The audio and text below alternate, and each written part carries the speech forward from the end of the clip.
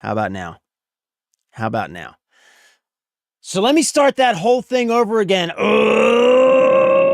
Let's get ready to very quietly, respectfully, and in a single file manner engage in shenanigans and tomfoolery on the internet.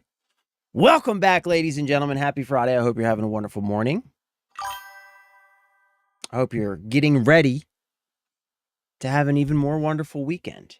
And Mr. Wizard, to answer your question, everything. We are going to rage out on everything today. But actually, no. I actually want to discuss some positive topics today. I don't want to go into the weekend on a complete rage fest, right?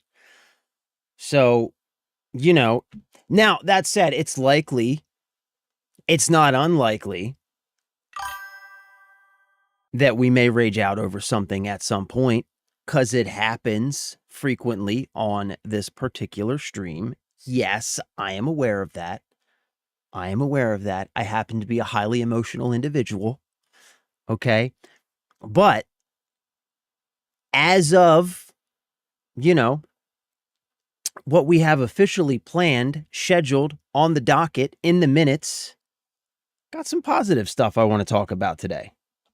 You know what I'm saying? Start the weekend on a positive note, because it is Friday. It is 11:07 a.m. in my particular time zone, which basically means it's the weekend, because who really does much at work after lunch on a Friday? Not many people, unless you have planned very poorly the rest of the week. Normally, after lunch on a Friday, it's pretty much just skate until the bell. You know what I'm saying? Mr. Jeff, welcome back, brother. Glad to have you here. Thank you for letting me know that I'm an idiot and my audio wasn't working. Crazy Doug, what is up, my dude? Welcome. Thanks for being here. Glad to have you. Love you. Appreciate you. Happy Friday. Hope you're having a wonderful morning. This man really needs to get a better way to notify himself of chats. Hey, man, look, I'm working on it, bro. I'm doing my best, brother. I'm doing my best. Big and tatted. What's up, my dude? Happy Friday, my guy. Happy to have you here. Thank you for coming back. Thank you for being here. Aura and Drip still hot with my guy. Posted new pic in Discord. Copy that. We will absolutely take a look. Saeed V12. Wait, what is that? Say Ed. Saeed V12. What is that? V12. That's should I know the Lamborghini? Couple of the Lamborghinis have a V12. What's up, my dude? Thanks for being here, brother. Welcome. Glad to have you. Love you. Appreciate you. Thanks for stopping by. Unfortunately, I'm balls to the wall my whole day as long as we have cars in the shop. Yeah, well, I guess sometimes it can't be avoided. Well, especially in any type of service industry, I guess. I've worked in many different types of service, and unfortunately, you are dependent on the needs of the customer. But I will say, being busy means being gainfully employed, right? So, there's an upside to everything. What's up, Mr. Spider? Did you already mention your TikTok? No. No, I have not. But I can. Mr. Spider. Mr. Spider the other day. Mr. Spider the other day casually dropped in a bit of news that we clipped and posted to TikTok that is doing very well, and it's very exciting. We're very excited about that. So, yeah. Here's the thing. Back to Wizard's comment. We have we've got some really positive stuff to discuss this morning. And Like, I'm honestly not sure. I probably should have put some thoughts together beforehand because I'm not sure how I kind of want to approach this, how I want to start this, kind of how I want to say this. I kind of know what I'm feeling. You know what I mean? But how do I say it? What's the best way to say it?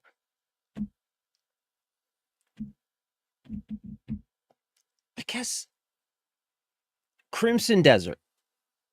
It's a game that we've been playing a lot on this channel, game that we love a lot, having a really good time playing it. But Crimson Desert is changing the face of gaming low-key, very subtly right under our noses.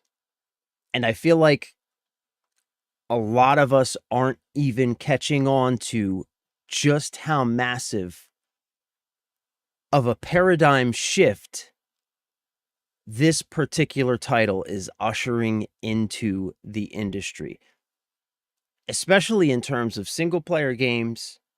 But Crimson Desert and some of the other very successful single-player games together are also putting out reverberations that are affecting even online multiplayer, the entire live service industry.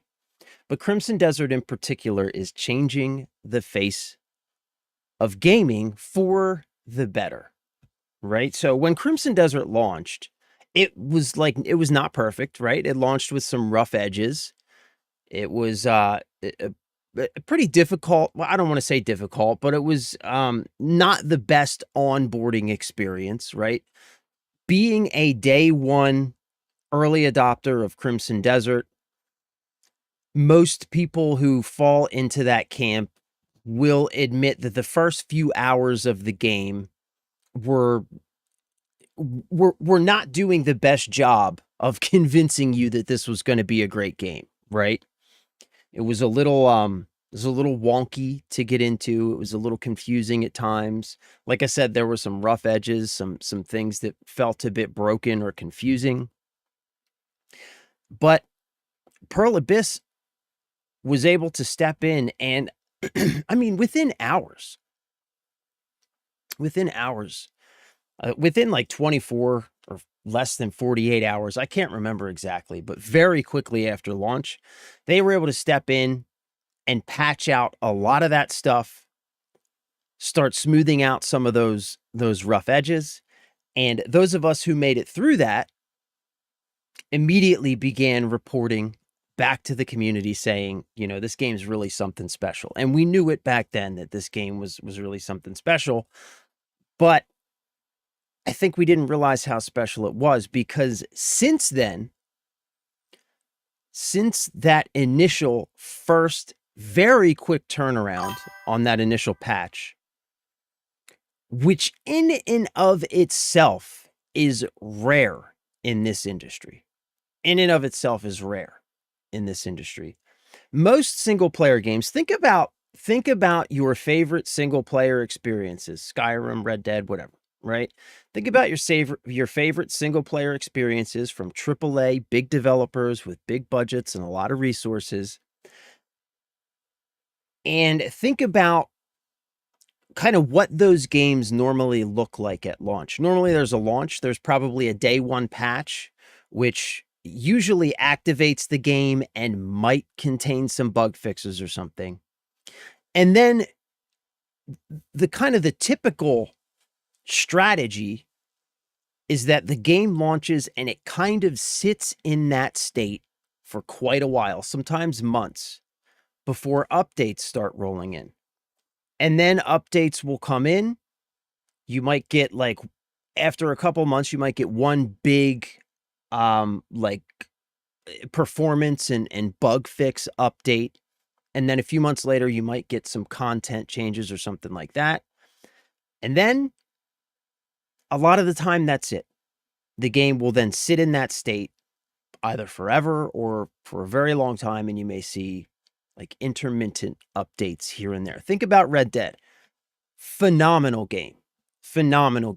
But Red Dead looks the same today, or The Witcher 3, another phenomenal game, did get some DLC and stuff like that. But those things come very few and far between. And those games predominantly look very similar today to the way that they did when they launched. However, Pearl Abyss with Crimson Desert, following that initial very quick turnaround to just get the game into a better state and a more approachable state, they have now consistently since then followed up with regular updates, including things like, of course, bug fixes, improvements, additional content.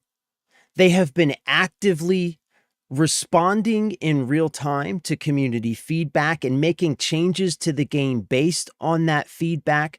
Crimson Desert has turned into a single-player game that is evolving in real time at a better pace than the best supported live service games that we have out right now. Crimson Desert gets more regular, substantial updates that are adding things like features, adding things like content, refining existing systems, changing existing systems. This single player game is getting support on par with or better than the best supported live service games that we have out right now. Take Arc Raiders, for example. That's a great example of a live service game that has been, by all measures, considered to be very well supported by its community. Until very recently, they made some announcements which kind of suck ass, but very well supported game. Crimson Desert has been supported with far more regular and substantial updates than even that game, which is incredible. So what we have in Crimson Desert is essentially we have a single player game that is actively being supported like a live service game. We have another patch, 1.07, that just launched today. That's 2 patches this week. 2 patches just this week. And we're going to talk about that patch in a minute. We're going to go through those patch notes. But before we do, I want to kind of like wrap up this thought on the Crimson Desert support. So Crimson Desert is evolving the way that games are supported. It's setting, we've talked about this before, it's setting a new bar for post-launch support.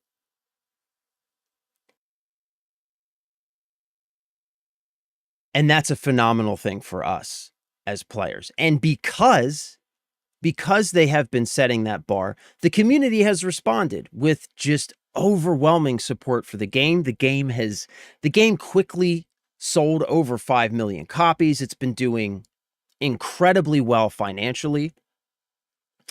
And so because Pearl Abyss has really stepped up to the plate and they have really showed us what post-launch support can really look like, and because the players have responded to that, and the game has done financially very well as a result of those things, Pearl Abyss recently had an earnings call in which they talked about how the game is doing, where the game is now, and where the game is going in the future. And they have confirmed in this earnings call that they are now officially looking into DLC content in the future for Crimson Desert, which is very exciting.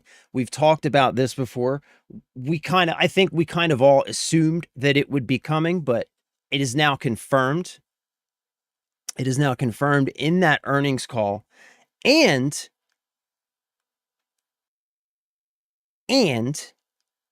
if we can take anything away from the level of support that we've seen and the speed, the expeditious nature in which they have been like putting out patches and stuff, I don't think it would be crazy to guess or to assume that we might be seeing at least the beginnings of some of this additional content sooner rather than later. So let's take a quick look. We can take a quick look at, we have the minutes of this earnings call, or some of the minutes of this earnings call somewhere. Where do we got them?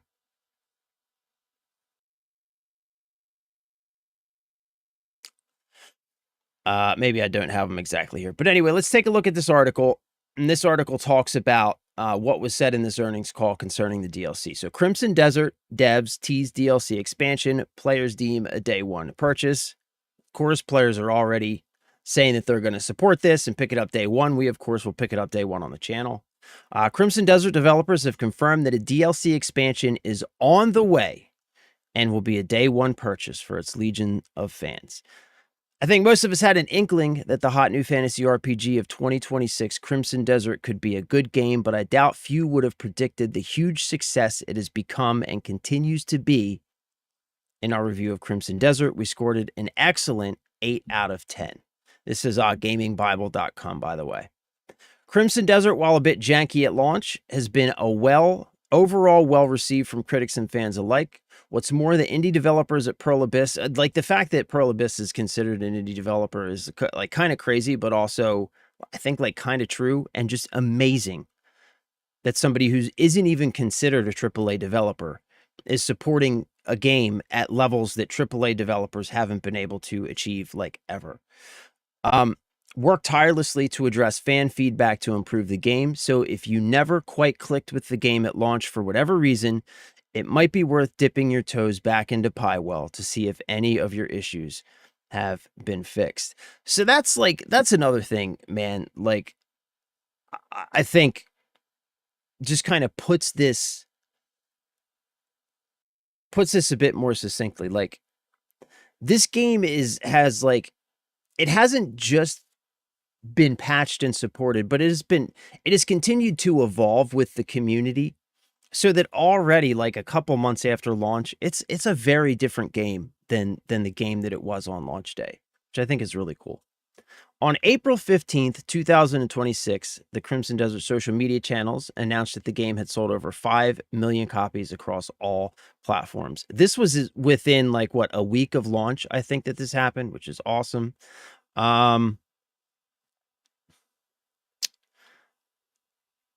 Let me see. I want to find the minutes here. I was looking at the minutes here. I think it was Forbes. Was it Forbes? Forbes, Crimson Desert. Maybe it was this article. They had some of the minutes here. I wanted to read what they actually said about it. If I can't find them, we'll just move on. It's not really that big of a deal.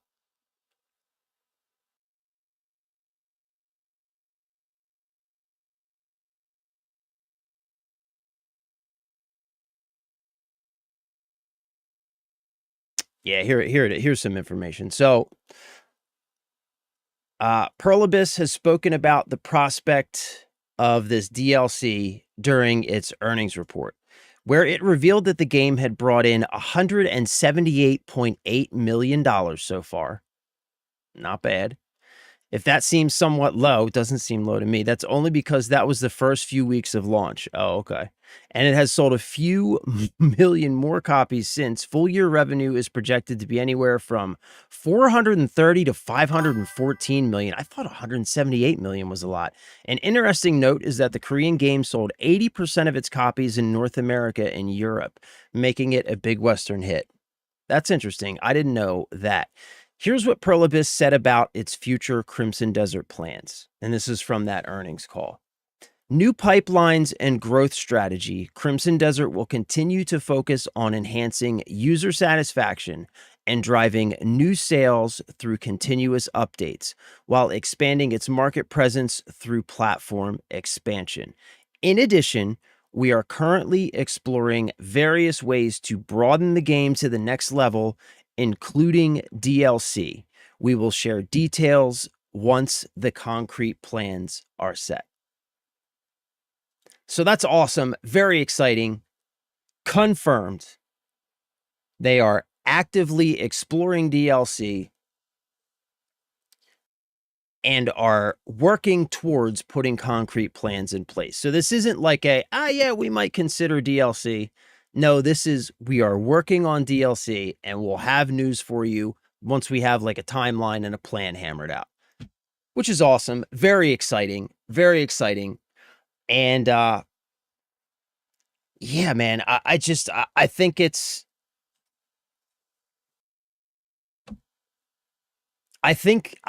can't be understated what this single game is kind of doing for the industry right now.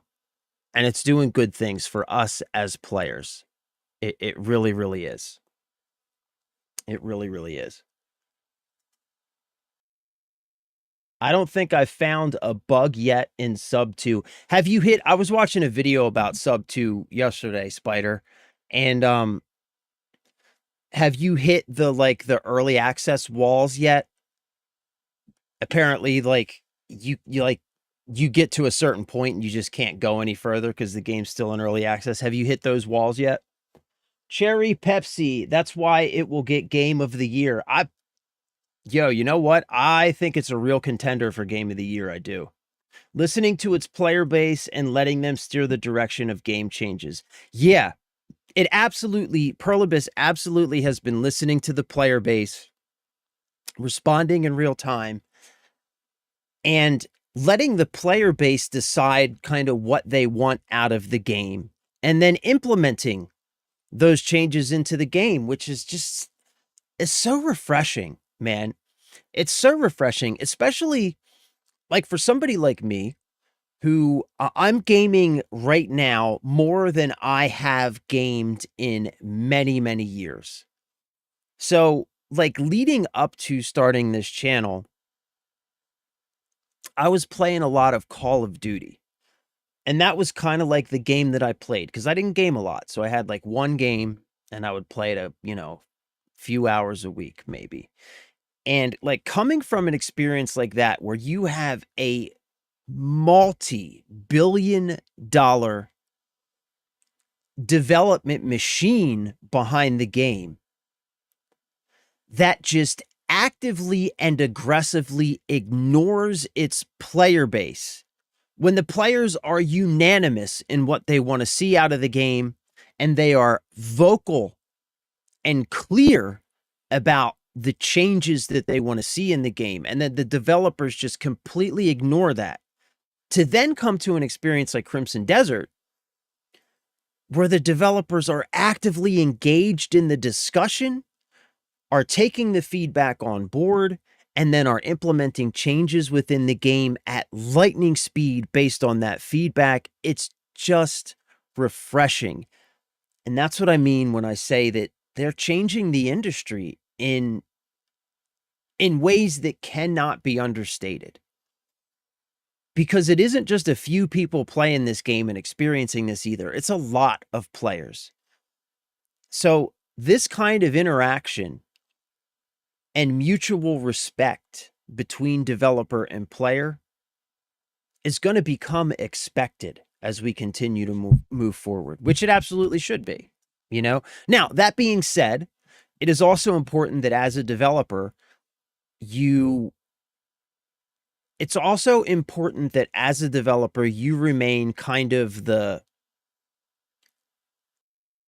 sane, like the sane voice of reason and decision maker at the very top of the chain, right?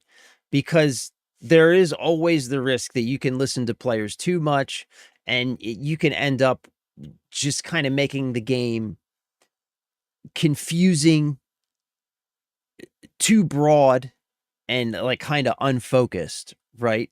So it's important that they also, while they continue to engage in the conversation with the players, it's also important that they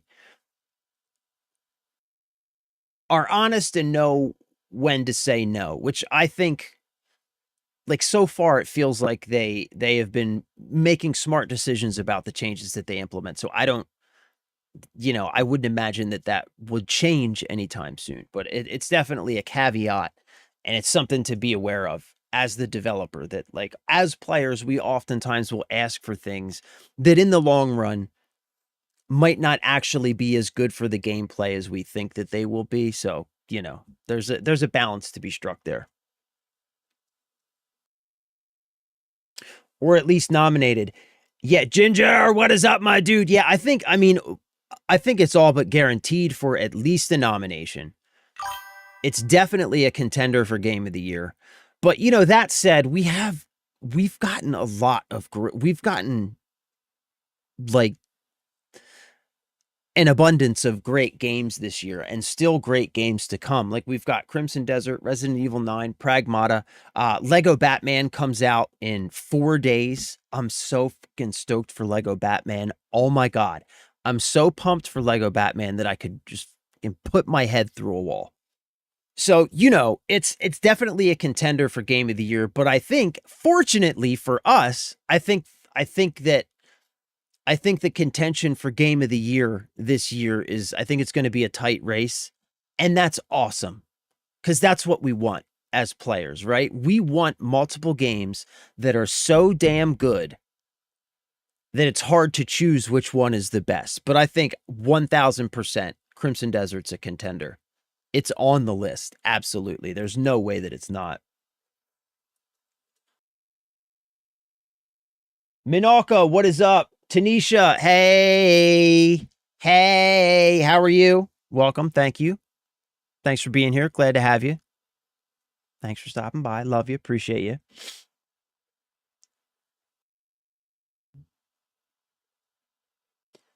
Is that the I didn't get the last part of your message, Wizard. Is that the if you go to map and look at environment, you see where they may expand. Yeah, well, I've also seen, I'm sure we've all seen like there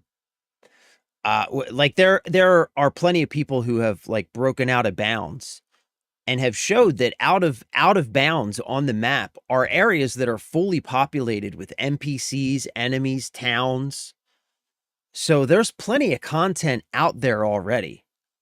So they just need to expand into those areas, open those areas up, right? So yeah, there's plenty of stuff out there already. Awesome. I had one bug where for some reason most of the ground lost collision / kept falling through. Really, I have not seen that one yet. A quick restart fixed it though. One price, all content is unlocked. The paid item shop in Assassin's Creed infuriates me. Yeah, and that's, you know what? You bring up a really good a really good point. So earlier I said that this game is being supported like a single player live service game. And it's being supported like a single player live service game, except all of the content is free. Like we have already seen additions to this game, content additions. They're adding armors and skins.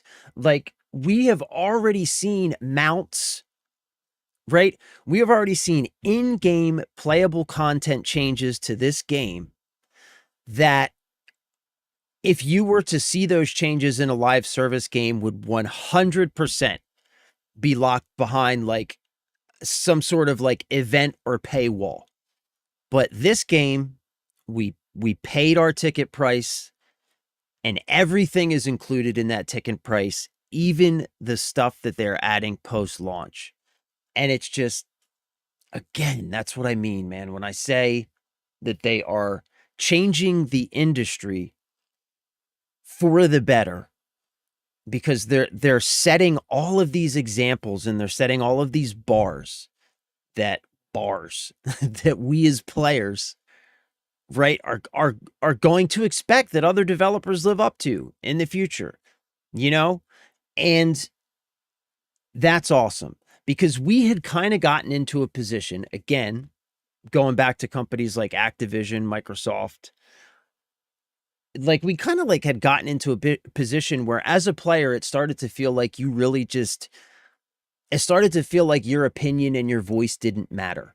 Like especially with these, I don't know what it is, man, these Western developers just putting out games and getting feedback from the players. And it just felt like they just did not care.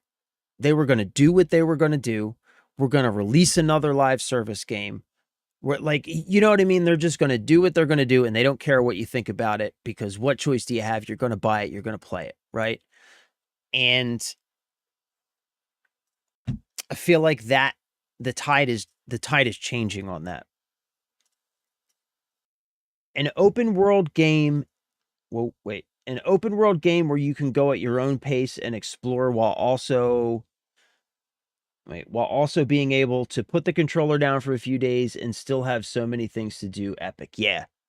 Yeah, it is. And that is one of the aspects of live service games that I think is really starting to exhaust people.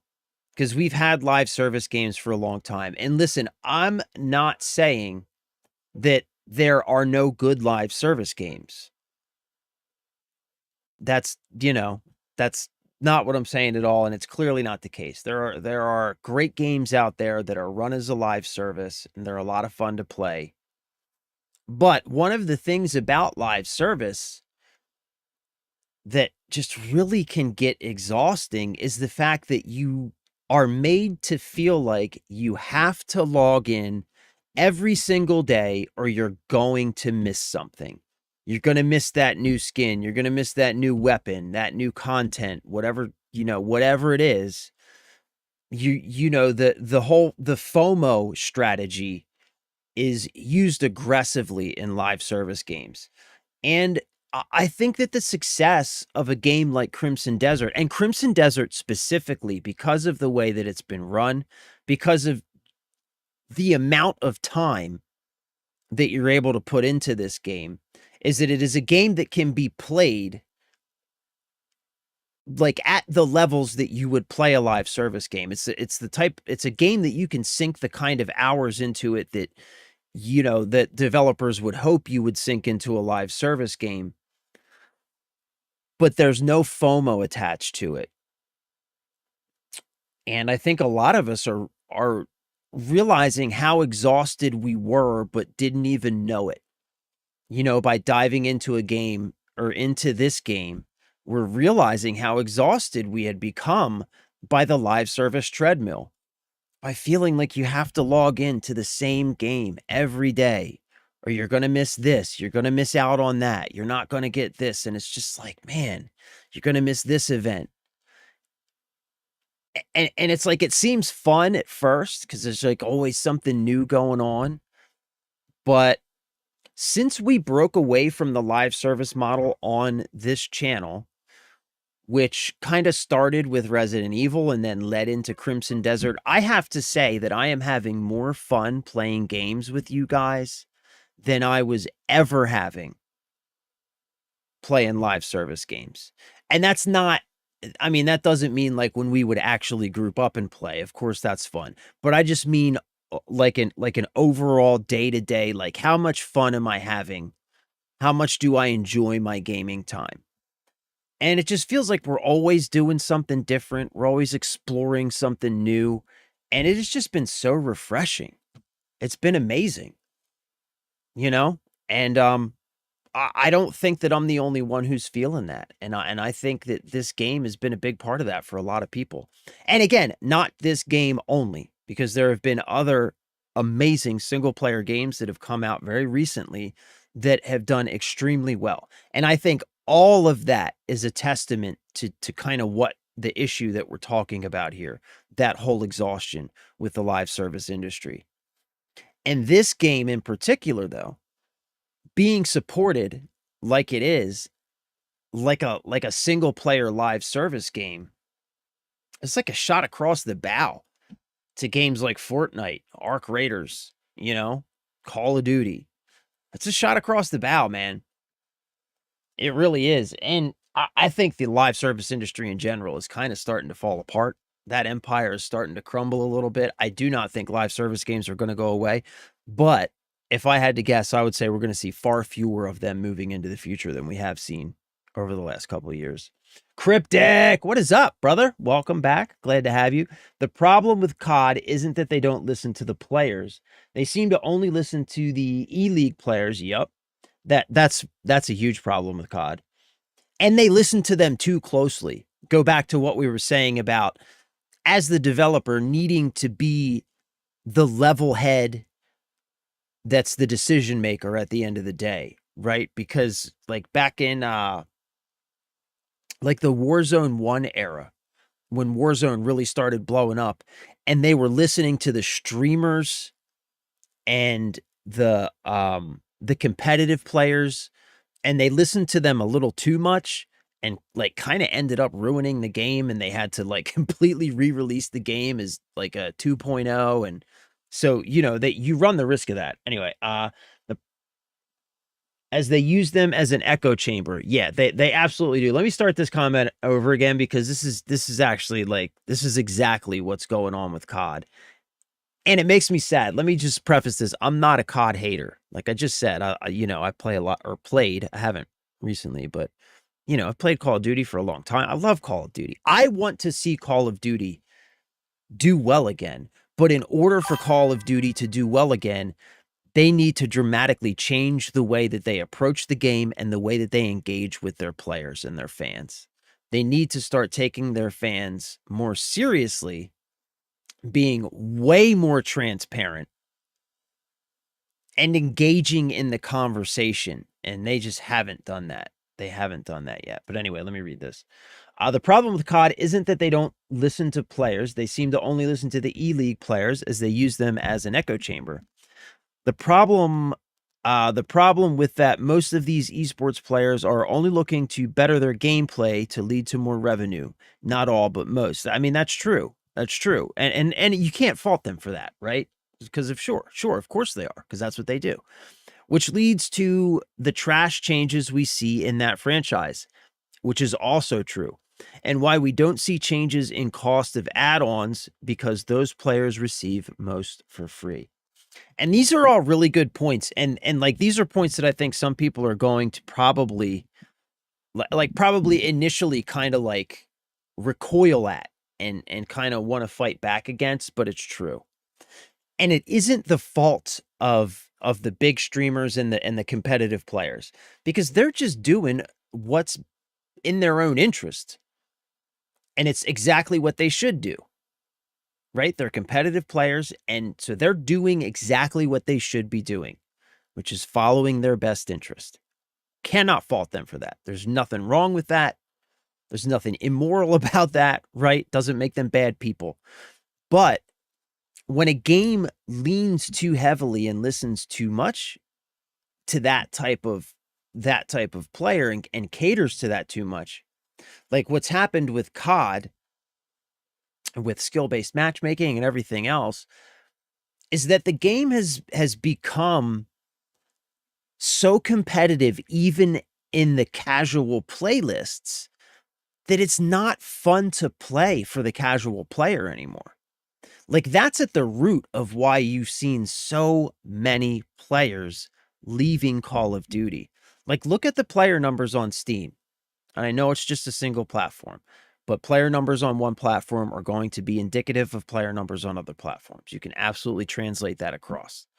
There isn't anything, unique or special about one platform over the other.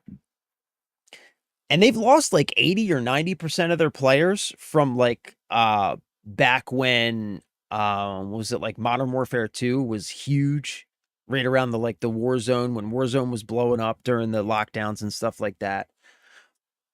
They've lost like the majority of their players. And it's because, in large part anyway, they've made the game feel so competitive by leaning so heavily into some of those changes that Cryptic was talking about, that it's like it becomes not very much fun to play as a casual player. My wife's little brother, he's 13 years old. He was telling me just the other day, he loves COD. He was telling me just the other day how frustrated he is. He doesn't even feel like playing, and he's fucking good. He's better than I am. And he's 13. So like, this is just him venting as a 13-year-old. He's a kid. And he was just like, every time I try and play COD, it just sucks. It's like, I can't ever relax and just like play the game. And I was like, dude, I know I get it, man. Right. So if he's saying it as just a kid who loves to play games and loves that game in particular, like, there's an issue there. To put the controller down for yeah, okay. We've got mixtape. Crimson Desert should be worth. Yeah, bro. Fuck, God.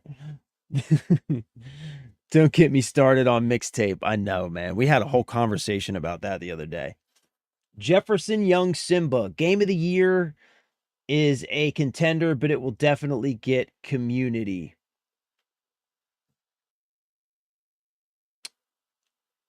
Yeah.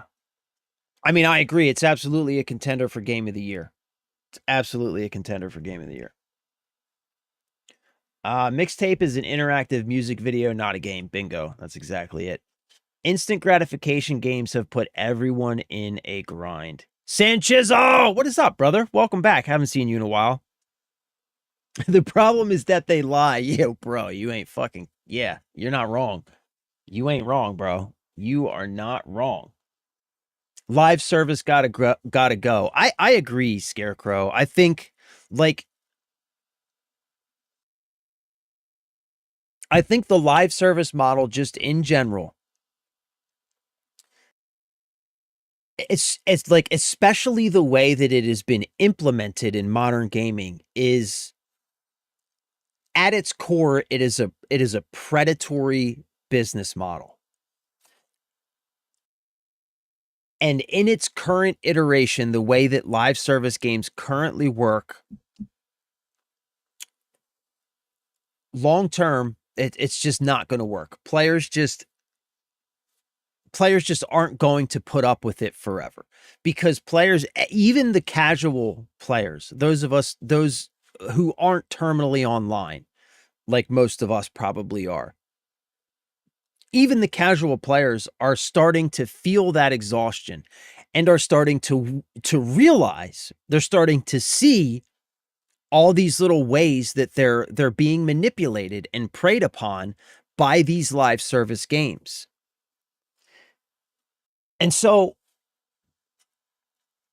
I think that's a really big part of the reason we have seen such a huge shift very, very recently in which games have done well and which games haven't. Because think about it.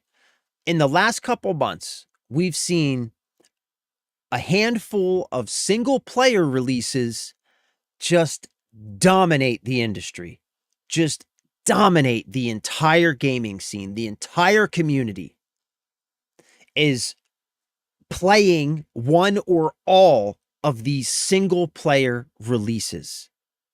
Crimson Desert, Resident Evil, Pragmata, dominating the industry, while at the same exact time that these games are coming out and are being breakout hits, doing much better than even the developers had hoped for, in like every case, unanimously across the board, doing extremely well. At the same time, we are seeing massively funded, massively supported, huge live service games releasing and going absolutely straight down the toilet. High Guard,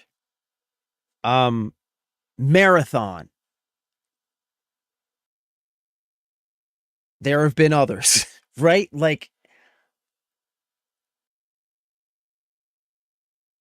this is evidence that the tides are turning and things are shifting, right? And so the live service model as it currently stands, you're absolutely right, it has to go. That said, like,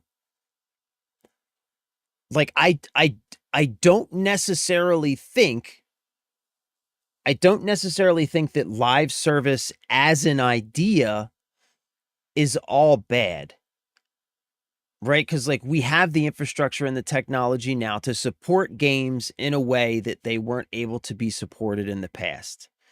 And that's kind of like the idea behind live service, only molded into a predatory model.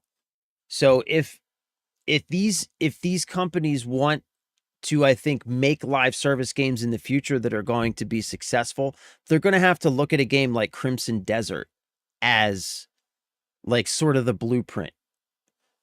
Like, how do you support a game in a fashion that is like this, that is like a live service, constant updates, right?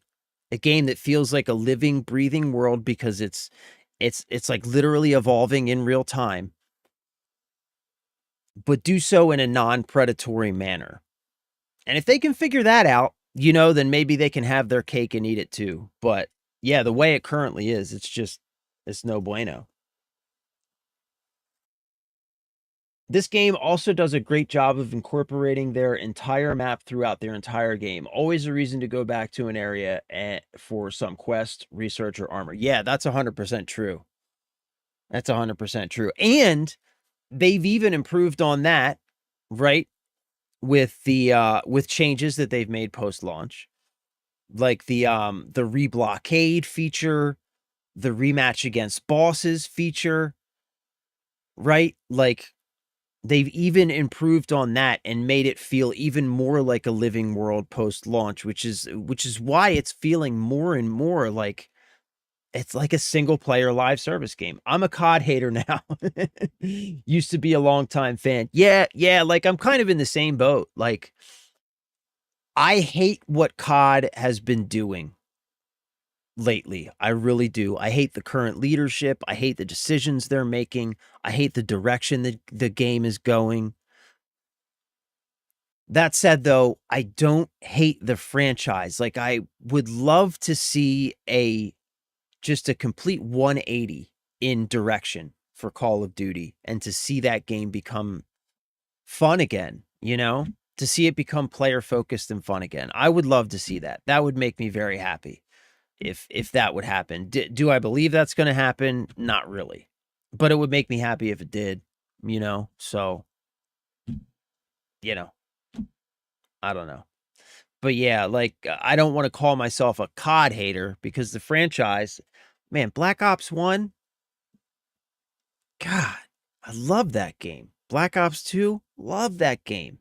The franchise in general, man, back when the single player campaigns were just like that, like it was like playing a Michael Bay movie, just a huge spectacle. It was so badass, man. Like fucking remember the level from Black Ops 1 that it starts out and you're in a I think you're in a no, you're in a helicopter or you're in a boat.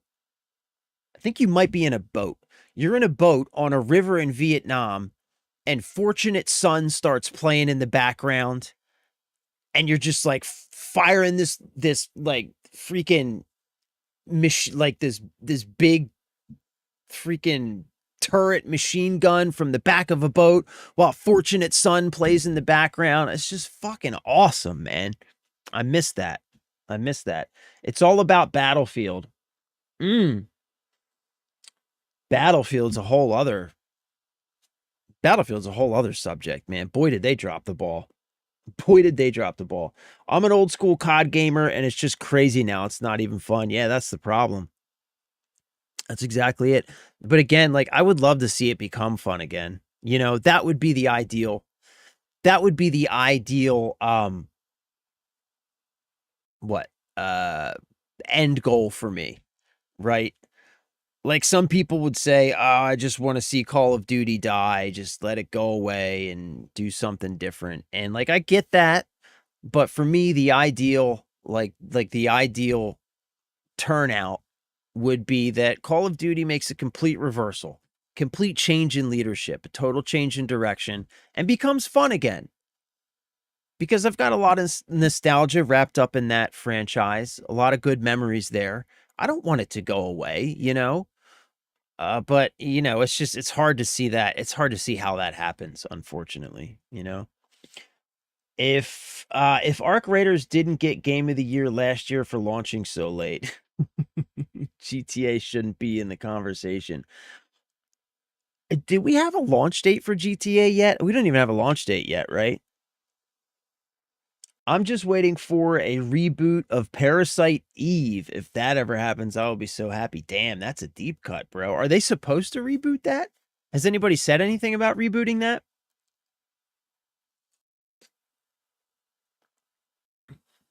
You keep using Pragmata. What kind of numbers did it put up? Want to make sure there isn't a new IP bias. I think it did really well, man. Let's take a look though. Pragmata sales numbers. Let's see what we have. Pragmata, the sci-fi action adventure by Capcom, has officially surpassed 2 million units sold worldwide. This milestone was achieved in just 16 days following the April 17th launch. So that was like 2 weeks ago. So it's sold even more since then. But yeah, most recently 2 million within the first 2 weeks. So yeah, it did really well. It did well, and it was reviewed very well. You know, that's the other kind of metric that I kind of have in my head when I'm talking about these. I'm talking about games that were really positively viewed by the community. Not, I don't give a shit what games journalists say about a game. That's irrelevant, right? I'm thinking like, okay, what did the community say about the game? What did content creators say about it? What did individual players say about it online and on Twitter and stuff like that? And how well did it do? And so, yeah, I think Pragmata was especially for a new IP. I think that we could call that a success. Yeah. What was the COD where they shot up the airport? That was Modern Warfare 2, and the mission, the name of that particular mission is called No Russian. I miss the days of SOCOM. Yeah, me too, bro. Me too. Don't get me started on Battlefield. They had the easiest path to take the wheel from like how do you fumble that? They were given the bus. They were handed the entire bus, the keys. They were sat down in the driver's seat. All you got to do is keep driving forward. And they just were like, okay, drove that fucker right off the side of the road. Like, don't get me started on Battlefield. They had the easiest path to take the wheel from COD. They dropped the ball completely. It's one of the very few games out there that made me cut my losses on the purchase and full uninstall Battlefield 6. Same. Not only was I a day one, for Battlefield, day one, I was there. Not only day one, I was there the moment that it went live. The moment the servers went up, I was live on stream. Not only that, but I was still there for season 1, still holding on, even though season 1 took forever to get here and the game was already starting to feel stale. And then season 1 already was light on content. I bought the Battle Pass. I bought Battlefield Pro. I mean, I invested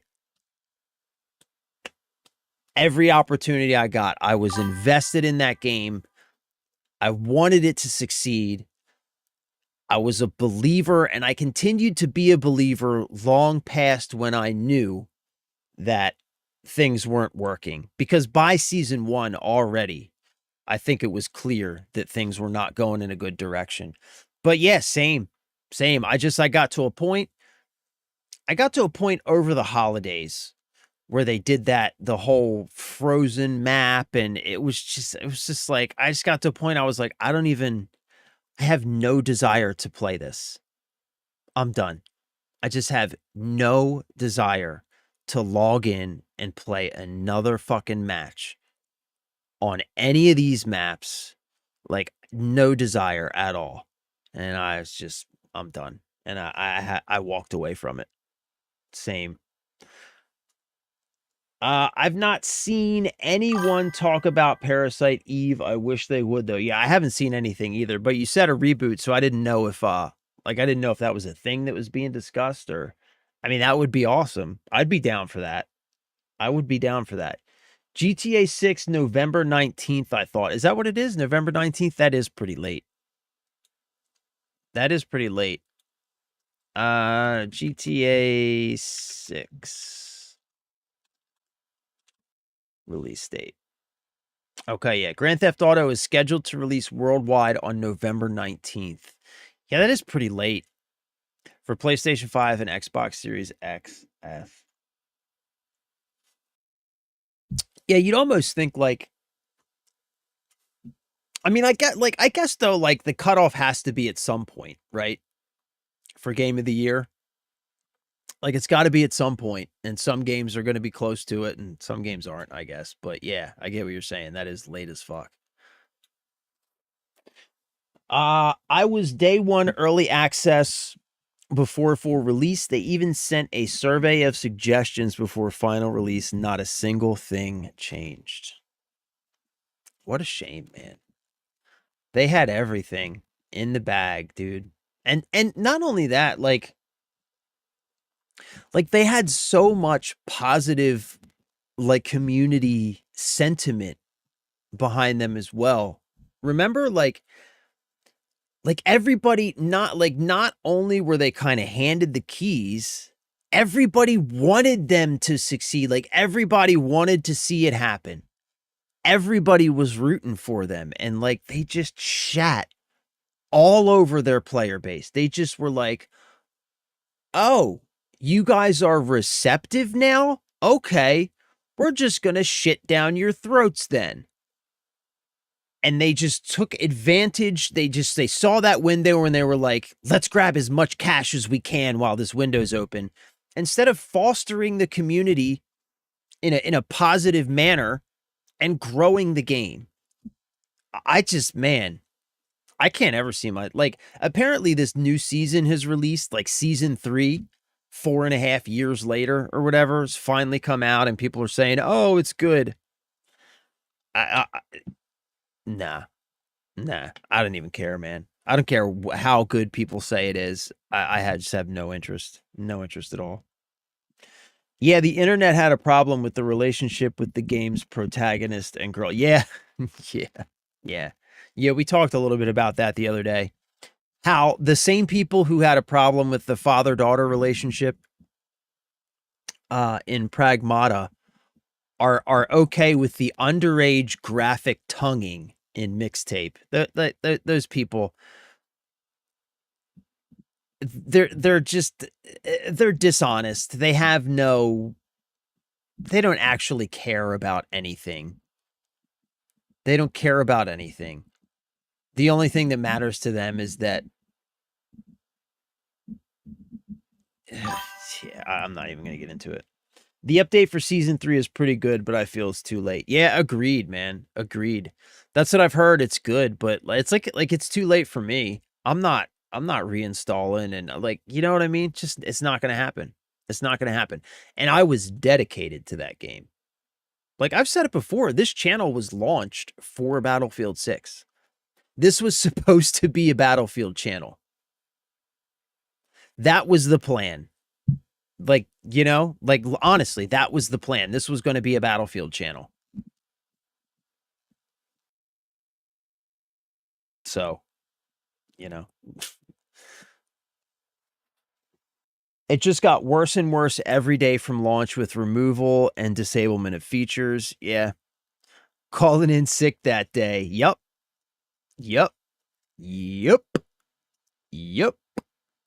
Dude, I planned it.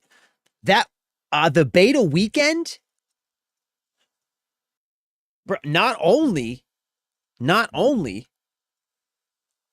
was I there for the second the servers went live, the beta weekend, the rest of my family went camping. I stayed home alone at the house to play and stream the beta. Like, bro, I was committed.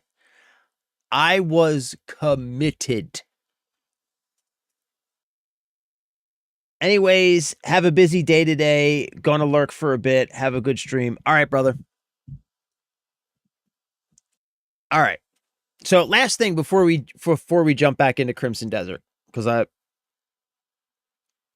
do feel like we should probably play some games at some point. I do want to go through the patch notes.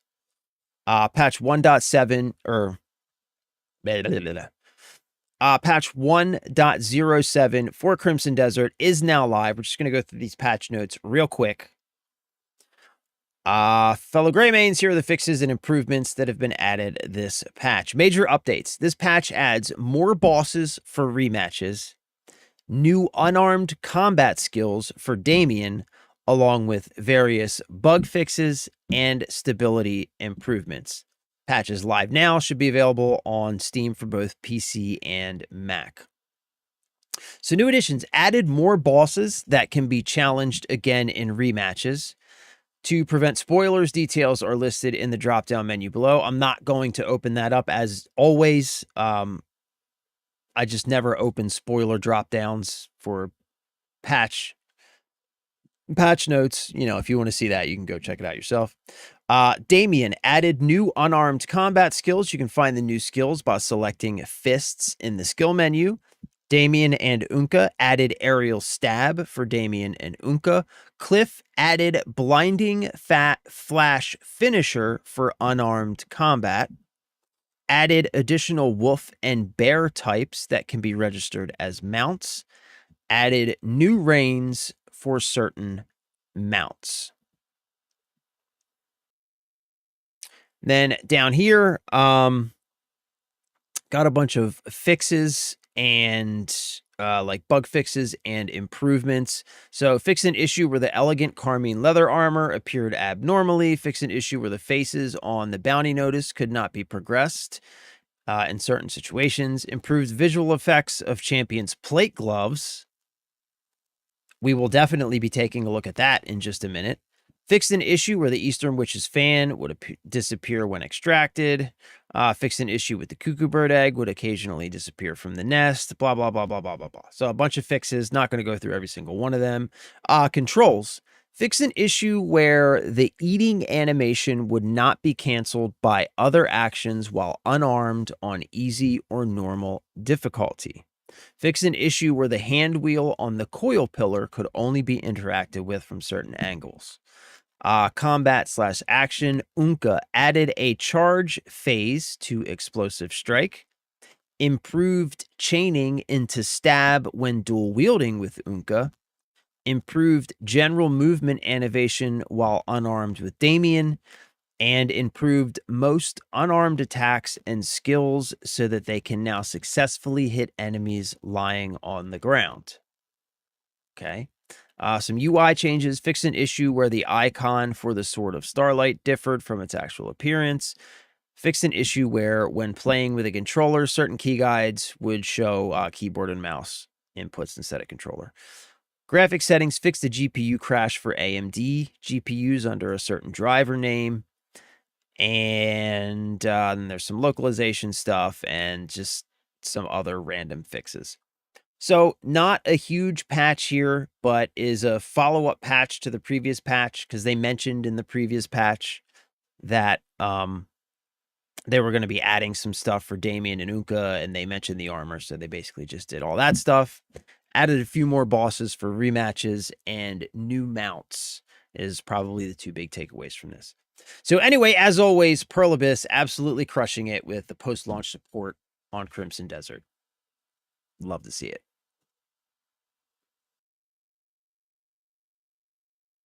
Sand Chisel, you're a real one, brother. You're a real one, brother. Thank you, bro. I appreciate you, man. The biggest downside to Crimson Desert is after work, I have to download new updates every day before playing. Bro, you got to leave your console on and just turn on automatic updates so it's already done when you get there. Come on, brother. Come on, bruh. I'm not complaining. Yeah, I mean, if there's going to be a downside, though, like that's the one to have, right? There's going to be one. That's the one to have. Just constant, so many updates, you can't keep up with them. Better than not ever getting updates. All right, let me close this stuff out before we open up a game. No.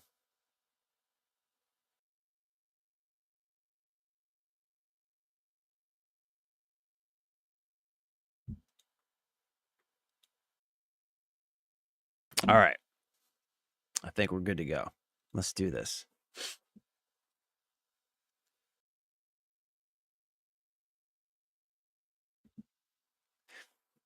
All right, so they said visual improvements on the Combat Gods plate gloves. We just so happen to be wearing those gloves. So we're about to find out what they did there.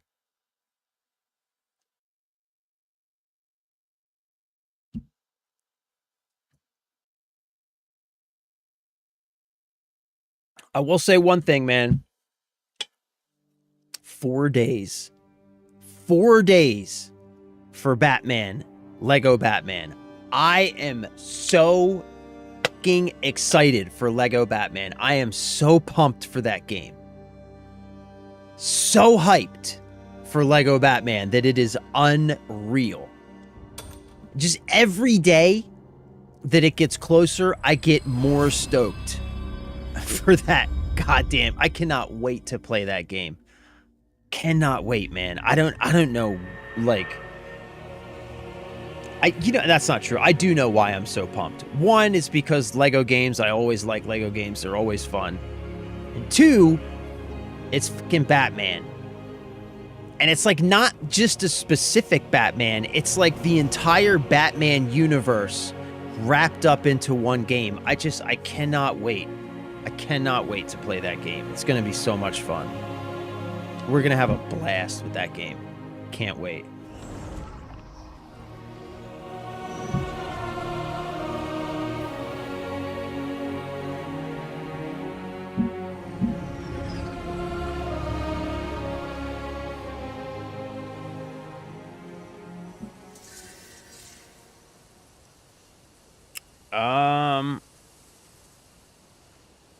So what changes did they make? I can't really tell.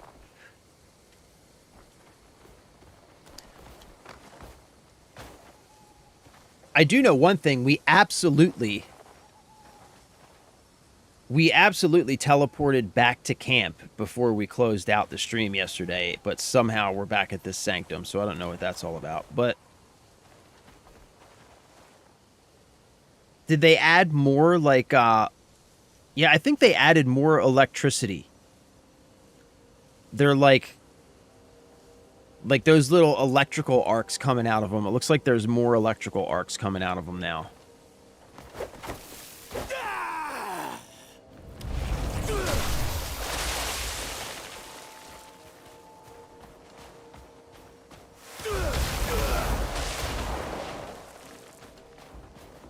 Man, these things are so fucking badass.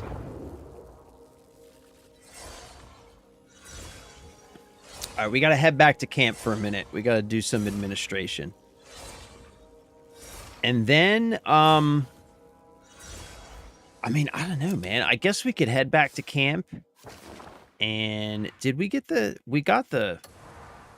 Hold on, let's go double check because it seems like it did not save some stuff. Yeah. Yeah, we got the chest.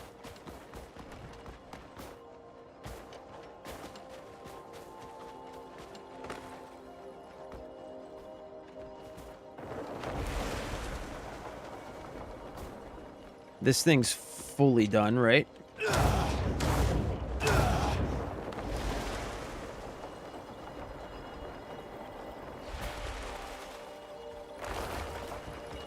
Yeah, okay. All right.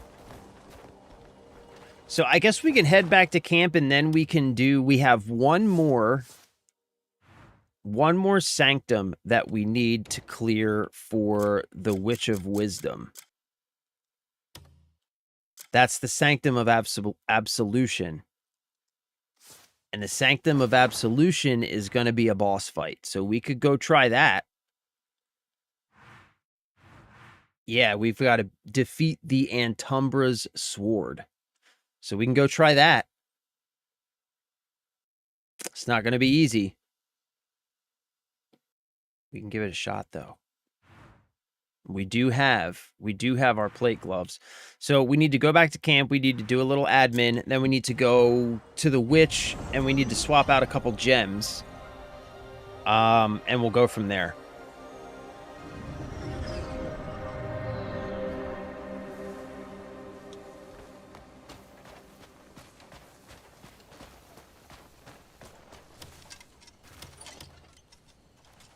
Do come by. Take a look. See if you need anything.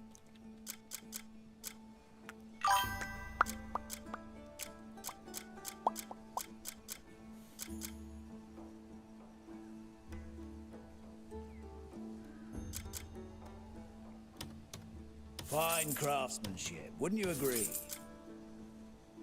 What are these? I don't think I have any recipes that use feathers. That'll come in. Need anything? Come back if you need anything.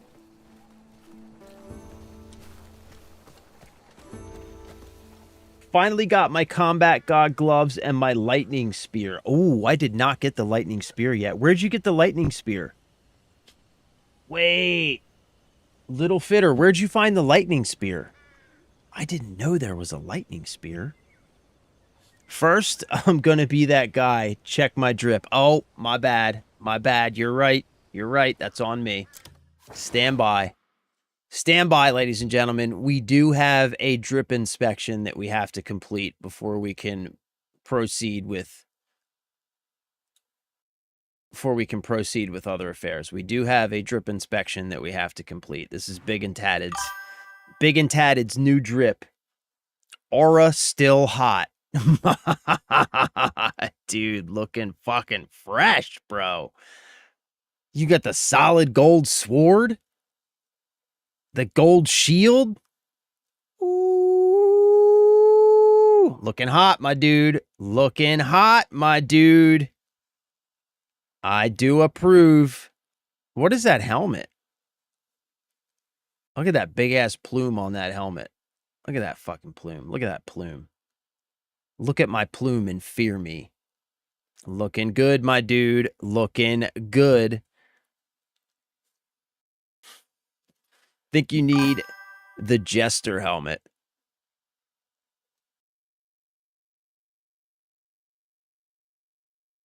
Antumber was tough, but I feel like you were well prepared for it. Have you gotten Palmer pill recipes yet? No. Negative, I have not. Oh, craft it from the cuckoo pot. Yeah, that's part of the reason I'm doing these sanctums is because I don't have any cuckoo recipes yet. Gotta craft a cuckoo spear, then find a lightning spear and upgrade it through the cuckoo pot. Okay. Okay. That helm, by the way, with the massive plume, is the plate helm of the cursed soul. Look at that plumage. Look at that absolute plumage. My man is a peacock up in this joint. Look at that. Absolute plumage. Absolute plumage. All right, so craft a cuckoo spear, then find a lightning spear. Yeah, I don't have any cuckoo recipes yet. Man. Like, we're like, what? 132 hours in so far.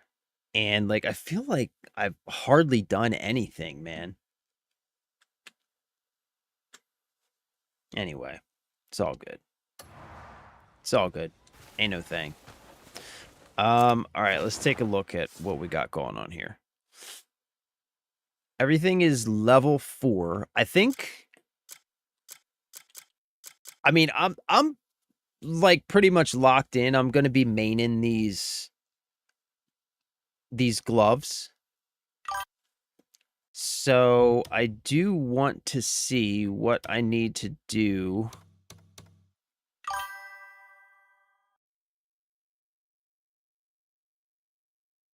to refine these.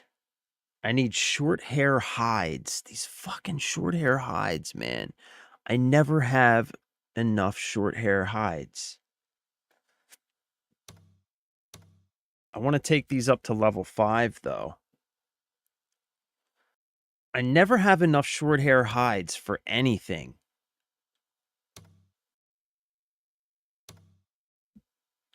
Thinking this is going to be the first piece of gear that I refine all the way up to level 10.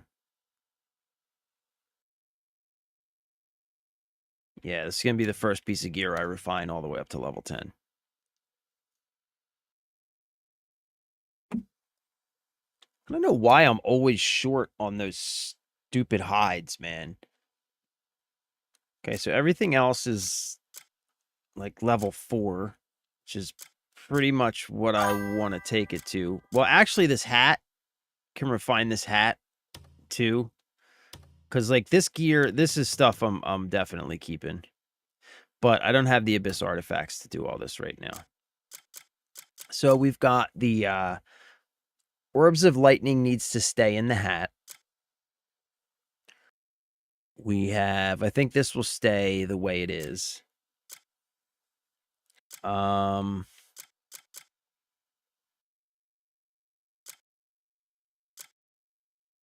did we find? We found something yesterday that I wanted to swap out. Oh, that's okay. I put Crow's Pursuit on this.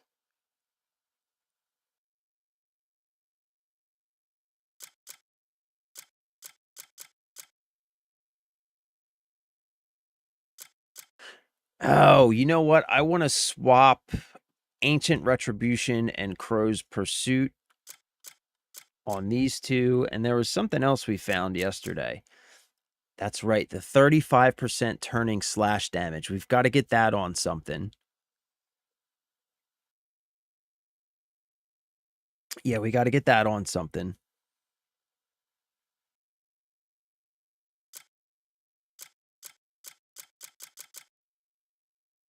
Yeah, okay. So we have to get the 35. Okay, yeah. So we got some stuff to do with the witch.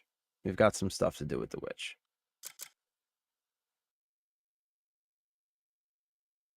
Yeah, we've definitely got some stuff to do with the witch.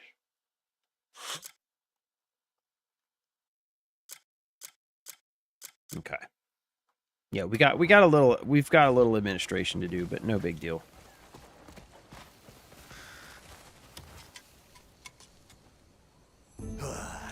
Time flies with a hammer in your hand. Time flies with the hammer in your hand.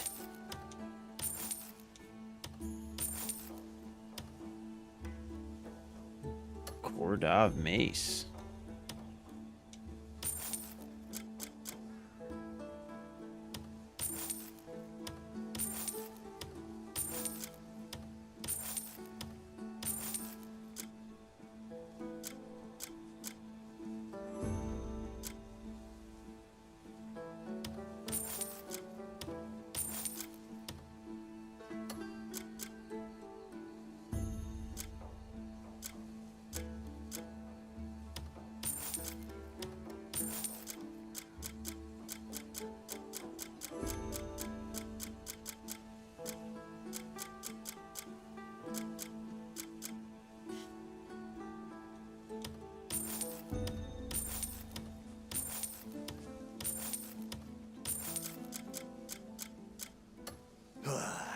Time flies with a hammer in your hand. My service is shit. I'm in and out. All right, brother. No worries. No worries. We know you're here. Appreciate you, man. Appreciate you. Love you. Thank you for being here, bro. No worries at all. Got to do the first 4 Sanctum from the Witch line, and they will get you those receipts. Okay, that's what we're working on now. All right, so that's what we're working on now. We're about to go fight the Antumbra, so we should be good. All right, Blinding Flash groups of deer/goats. Oh, for the thin hides. Oh. I didn't even think of that. That's brilliant. That only helps if 35% doesn't apply to hand-to-hand. Yeah, that sucks, man. That sucks. We're still gonna do it. We're still gonna put it on something though. Just in case we switch to weapons. Might as well have it on there, right? Might as well have it on there, I guess. But yeah, that sucks. That does suck.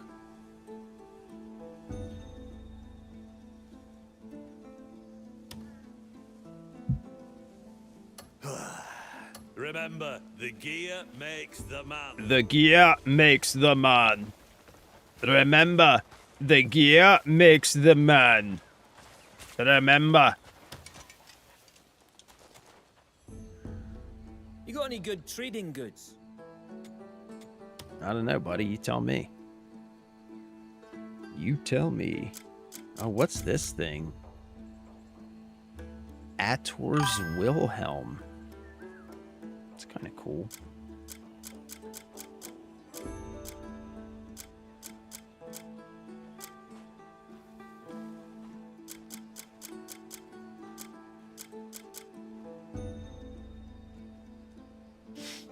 Bro, have you figured out a way to read your chat more efficiently? Get fucked, bro. I'm doing my best, homie. Does it work with lightning spear as a weapon? Yeah. It's just as long as it's on a weapon. It has to be a weapon, apparently. That's the only thing, is it has to be a weapon. So it won't work with the gloves. But you can put it on the lightning spear. But the thing is like it won't transfer to your gloves. It'll only work for the spear. But yeah, the spear counts as a weapon.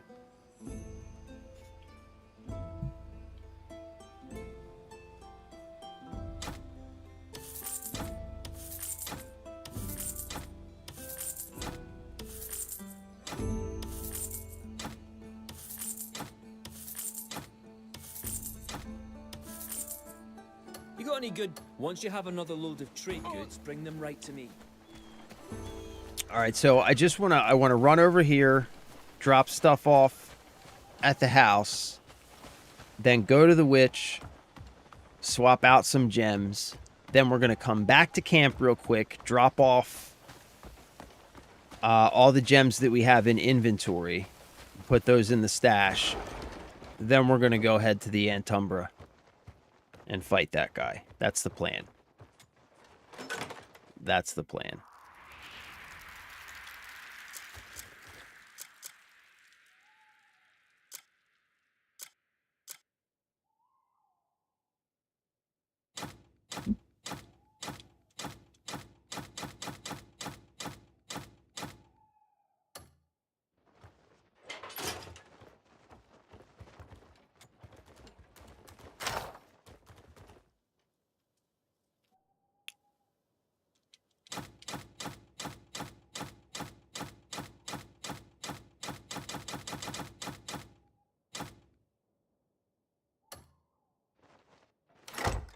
Okay.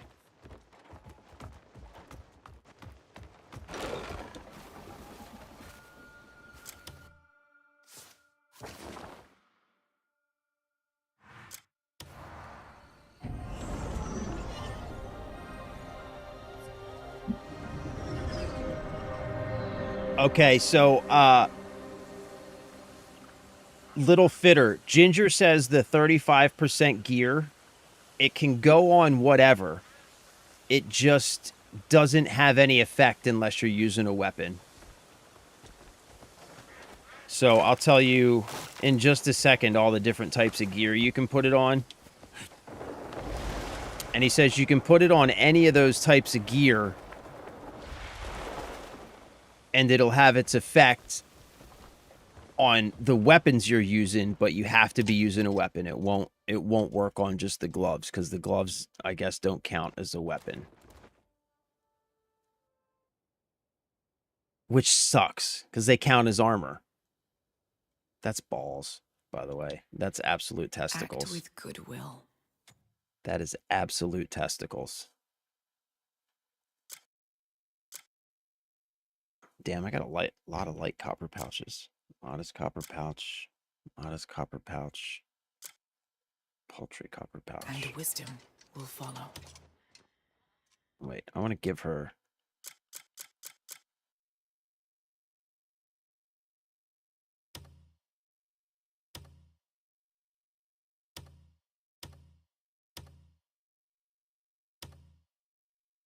Okay. This is for you. Oh, thank you. Truly. I have been waiting for you. All right, so first things first, we need to... Let's extract Ancient Retribution from this.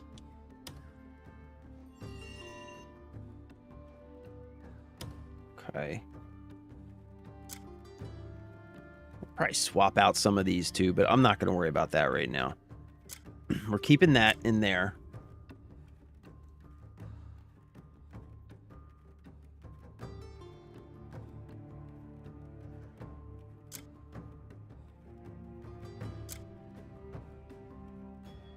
Think we're probably going to end up swapping something on the gloves. going to take Crow's Pursuit out of this. Yeah. So we take Crow's Pursuit out of here.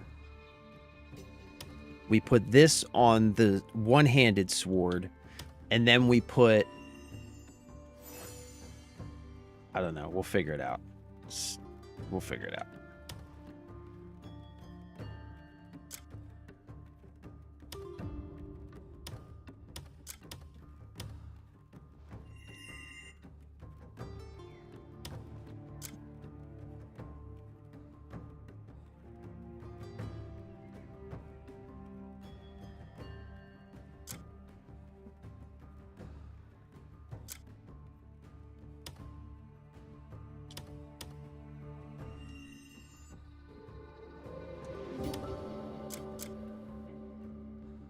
Can I stack these attack speeds?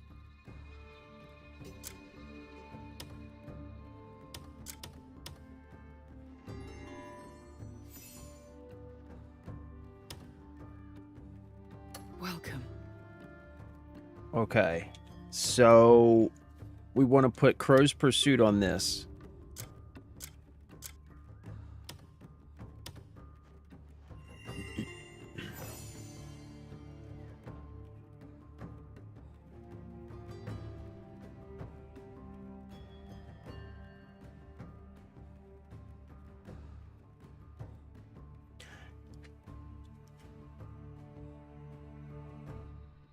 It makes sense because how are you slashing with your...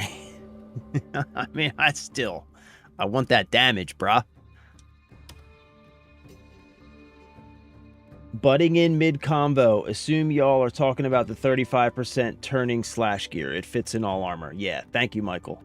Yeah, so it'll go in any armor. So we need to put it, I think on our boots, right?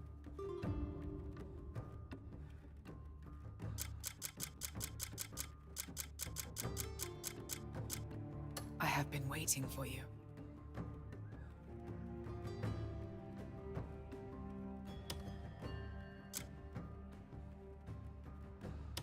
All right, now I got to put something on this.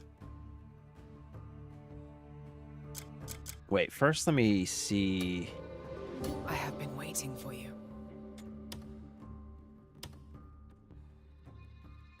Well, I can do this.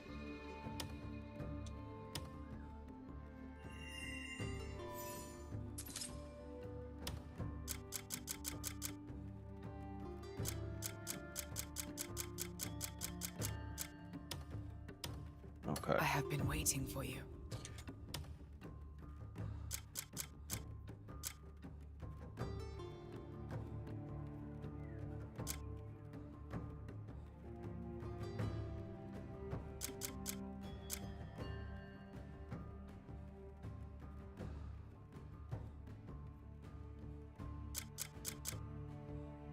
Okay, We meet wait. again. Farewell. Let me look at what we're doing here. All right, so... All right, we've got that on the hat. We're going to keep that on the hat. We've got the defense 3s and the stamina regen on the chest. We're keeping everything on the gloves. We've got movement speed and stamina regen on the boots.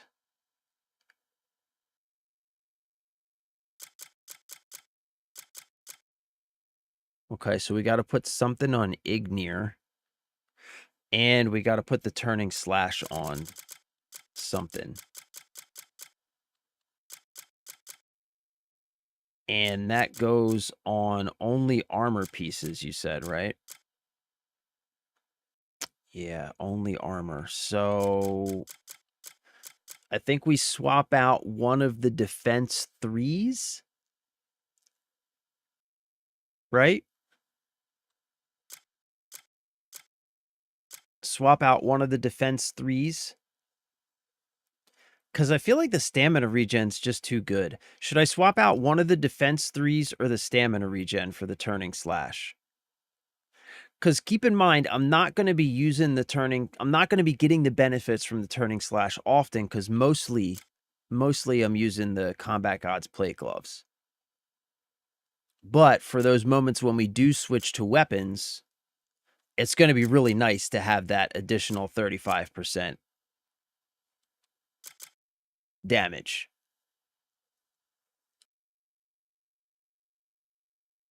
Affirmative on the stack question. You can stack everything. You can stack gears that do add attacks, like the crow's one or the one you get from the Greenleaf boss. If I was home, I'd show you what I'm running right now. It looks like you got it figured out. So, hey, Michael, real quick. If I take out these defense 3s, can I stack them into like a defense? What would that make? Like a defense 4 or something? Running rate. Okay. All right. So let's hold on. Let's just look at something real quick. Act with good. We meet again. Let's see, vigor, vitality, composure, haste, vigor, vitality, composure. So no, it doesn't look like I have the recipe yet to stack the defense.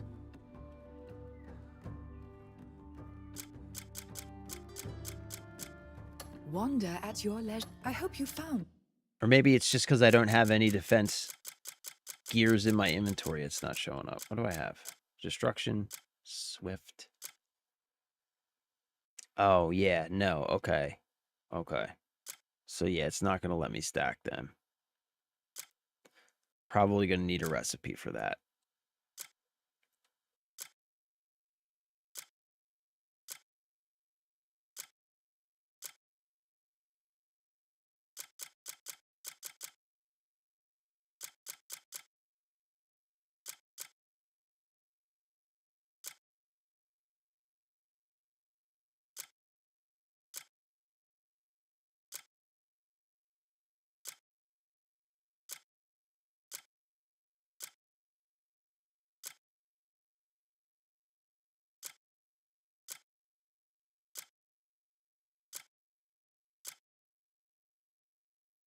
Okay, I'm thinking we take out one of the defense 3s from the armor. And Wind Slash is really good too, though. Anyway, I'm thinking we take out one of the defense 3s from the armor and we throw Wind Slash on Ignir. That's what I'm thinking. Because the stamina regen just seems so damn good, man. Oh, wait. I'd try to get damage reduction in place of the defense. But if defense is all you got, then go with it. I think you want to go defense until you hit 70. Really? So defense over the stamina regen. Okay. I do have some stamina reduction, but they're pretty low. Yeah, I have Aegis 1, which is stamina reduction 1.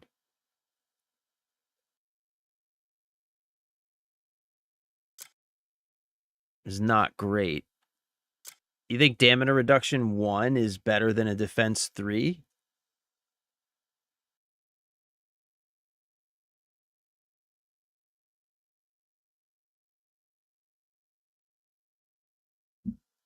Okay.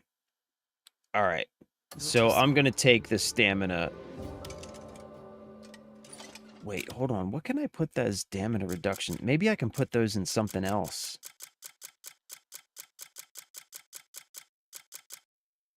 Equipable on armor and shields. Okay. Okay. Wander at your leisure. See what calls to you. All right. Well, let's take this out then. We'll take this out. Okay. All right. I'm just gonna. I'm gonna stick with. I think what you're saying about defense makes sense. I think what you're saying about the defense makes sense. I think the stamina regens, it's probably pretty good, but right now, especially because we're going to go try and fight this boss, the defense is probably just going to be better to have as much defense as possible. So You'll find what you seek here. So now we'll put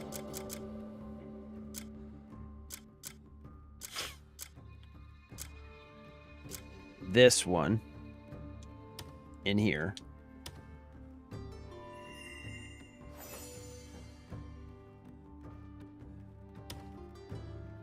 And we'll put Wind Slash into Ignir.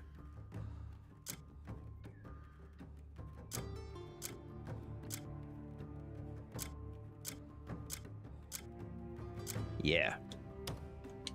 Yeah, I like that. I like that.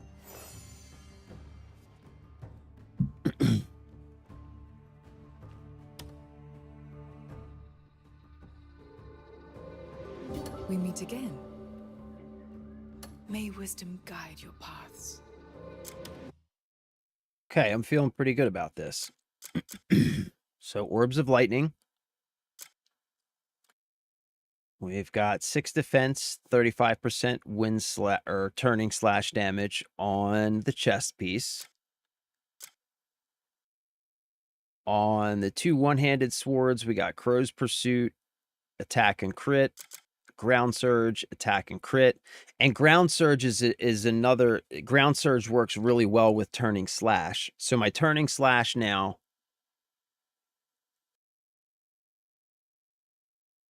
if like, so when you stagger the boss, what I'm thinking is we stagger the boss, weapon swap, turning slash, lightning charge, right? So we stagger the boss, weapon swap directly into an elemental charged turning slash, which is also going to trigger both Ground Surge and Crow's Pursuit, as well as the 35%,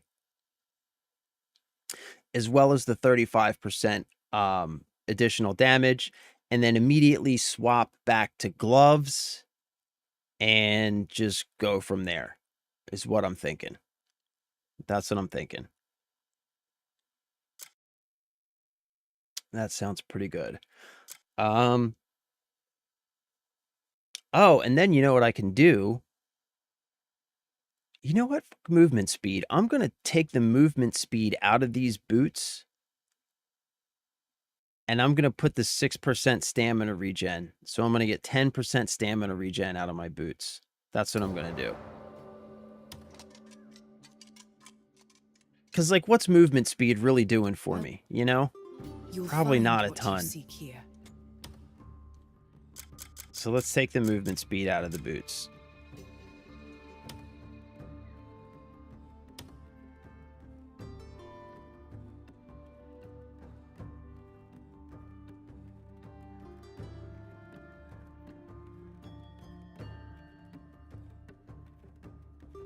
Yeah.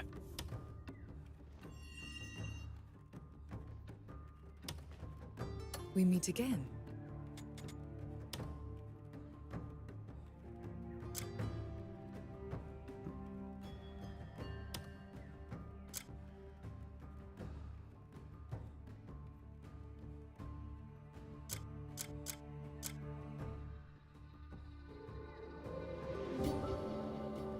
Vigor 2 times 2.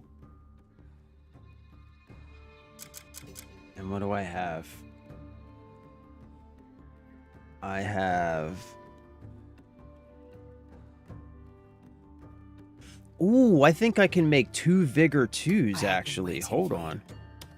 Stand by.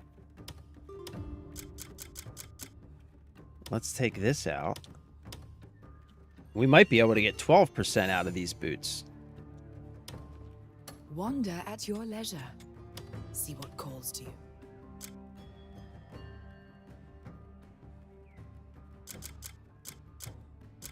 Oh, no.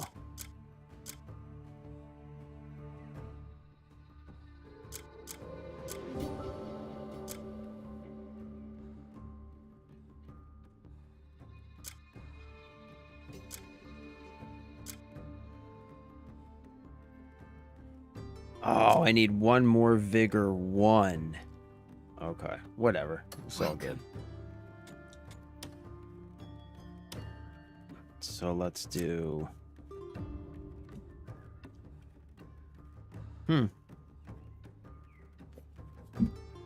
I could put my Aegis in the boots. Yeah, let's go for it. Let's put Aegis. Let's get a little damage reduction. And then let's put our 6% stamina.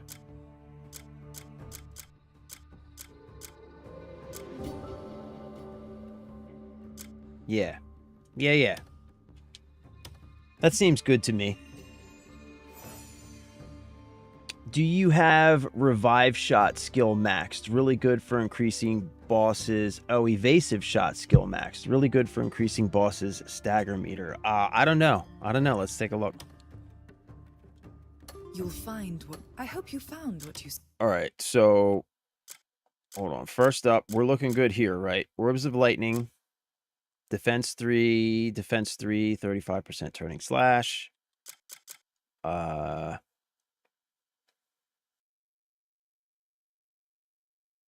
could probably take a closer look. I just threw some stuff into the bow. Could probably do better with the bow, but...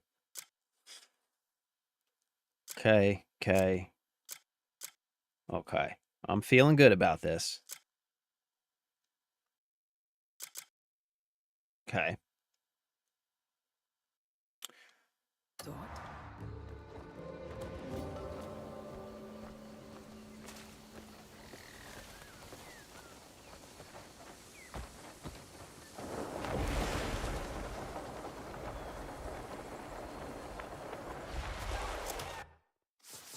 All right, evasive shot.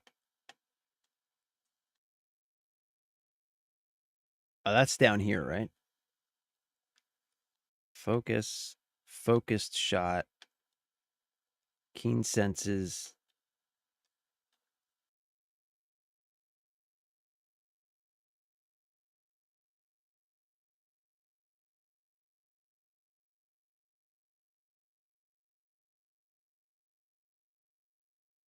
Oh, no, I don't have evasive shot at all.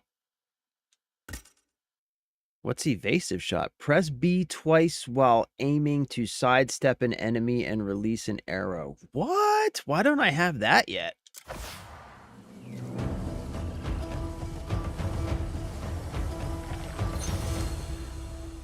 Okay, we'll take that.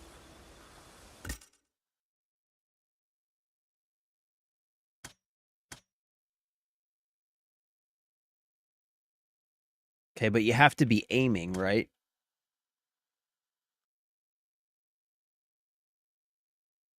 Oh, explosive evasive shot. Plus, press right button plus right trigger while aiming to fire an arrow into the ground that propels you skyward to evade enemy attacks. Oh, that's kind of cool. And just in general, this is if you're aiming, you can sidestep and fire an arrow. Okay. All right. Okay.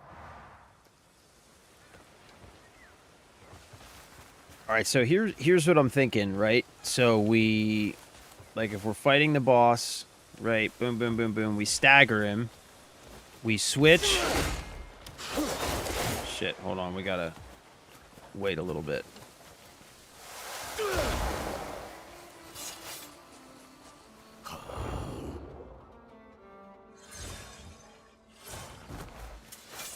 Okay.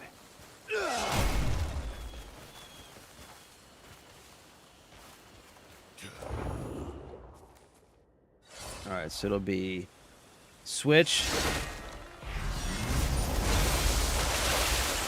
Right, and then switch back, and then just go from there.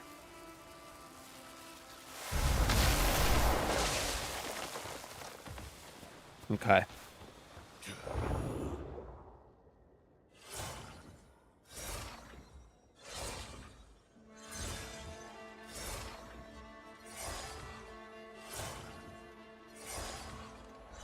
So it's like switch, turning shot, boom, and switch. Okay. So that'll be the stagger combo. As long as I can hit that under pressure, we're good. But that'll be the stagger combo.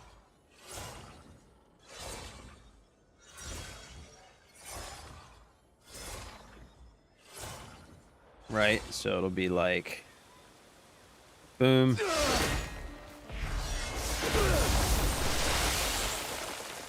Okay. Got to get the timing on that right, though, because there's a little pause. There's a little pause after you weapon switch that you can't immediately go into your turning slash.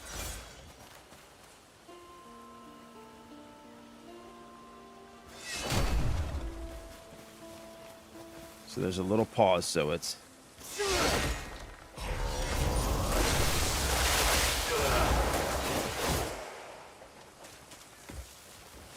okay.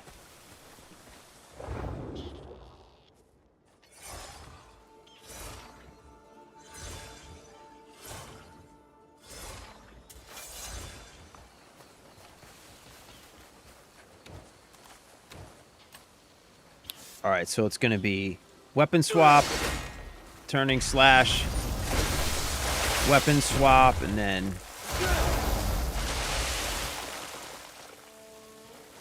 okay. All right, I think that's it. So it's weapon swap, turning slash, weapon swap, force palm. Charging both force palm and turning slash when we do them, giving them an elemental charge. I think as long as I can hit that under pressure, that'll be a pretty decent damage combo for when the boss staggers. The only problem is going to be hitting that under pressure, because I have a tendency to spaz out under pressure.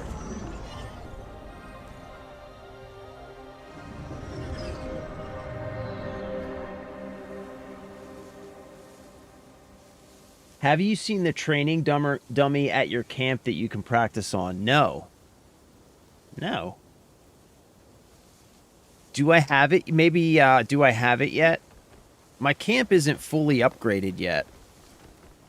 But I definitely have not seen the training dummy. That would be convenient.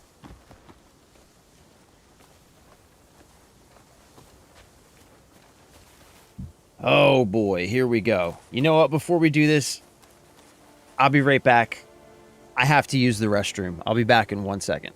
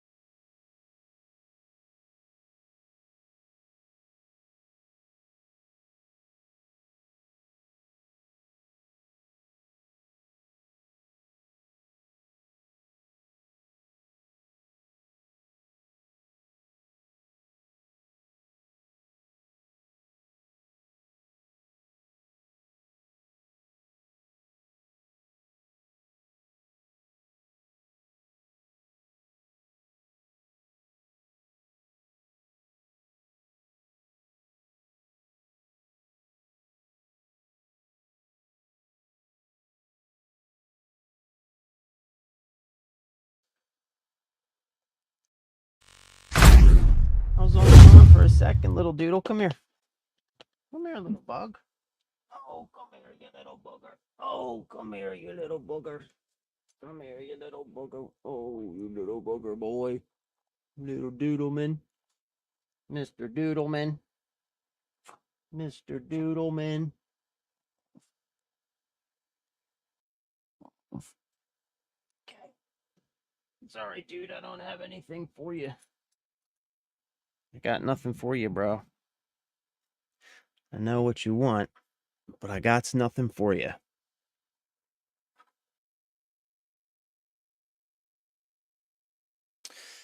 Okay. Here we go. Here we go.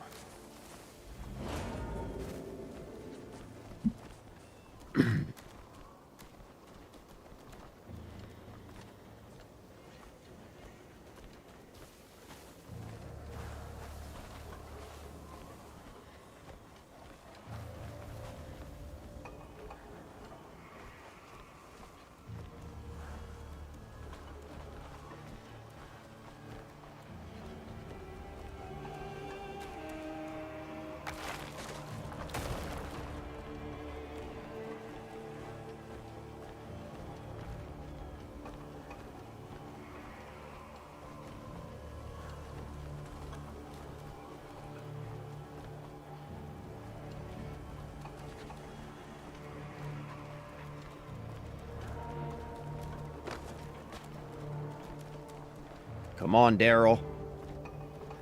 It's you and me, Daryl. You and me, buddy.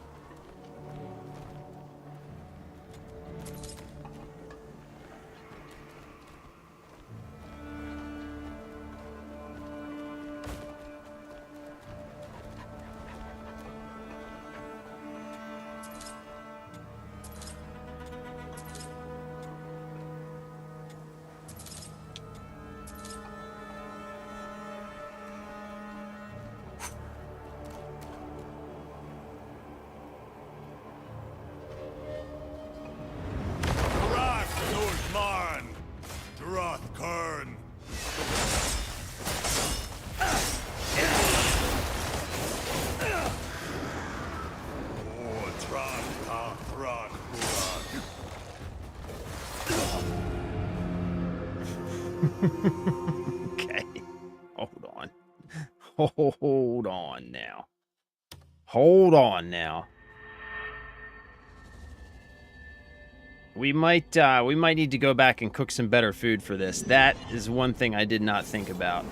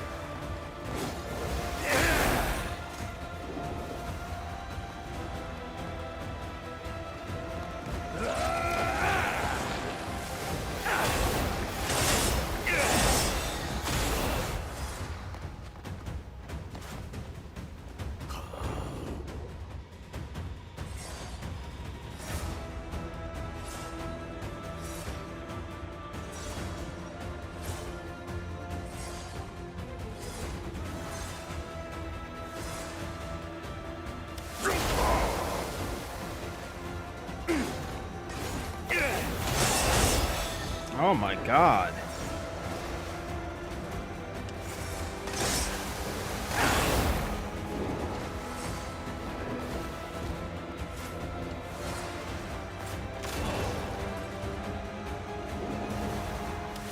What the fuck is that? What are you doing, bro? Get up.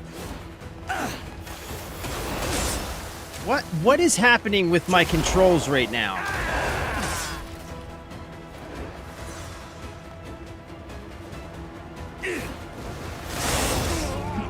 Like, what is happening with my controls, bro?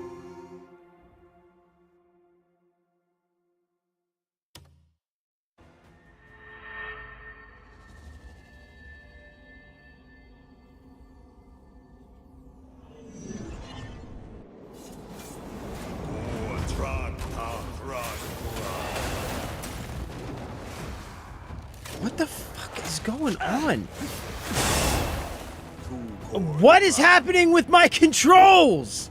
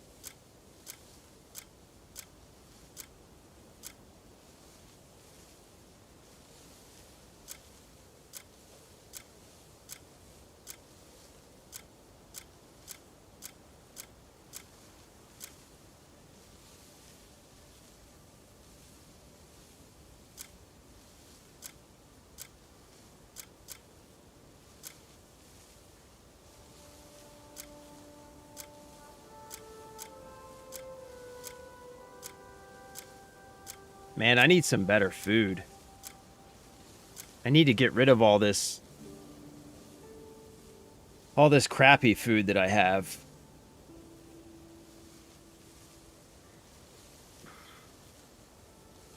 Well, I can take all these elixirs, I guess.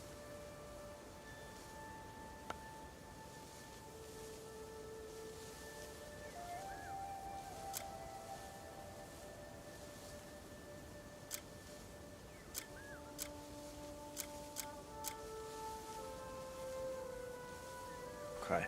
I need to go make some better food real quick.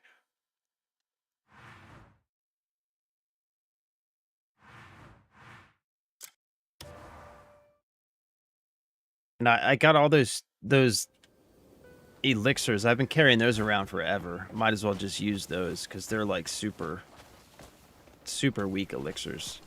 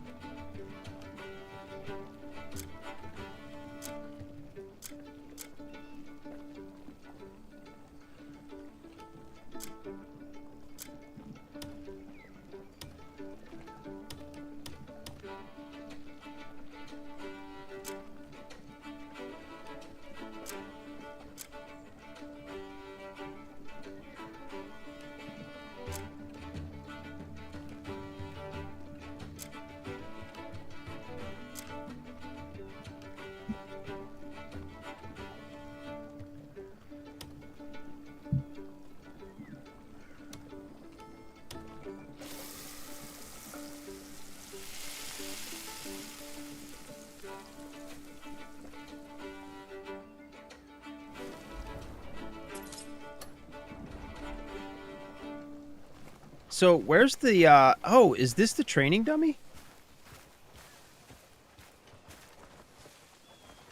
No. That's not it. Where's the training dummy?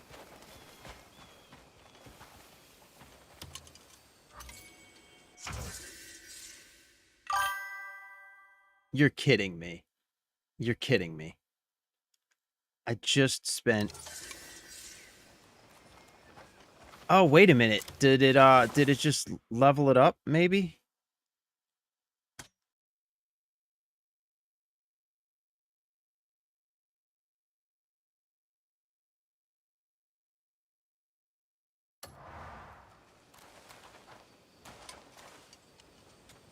Let's go grab a drink.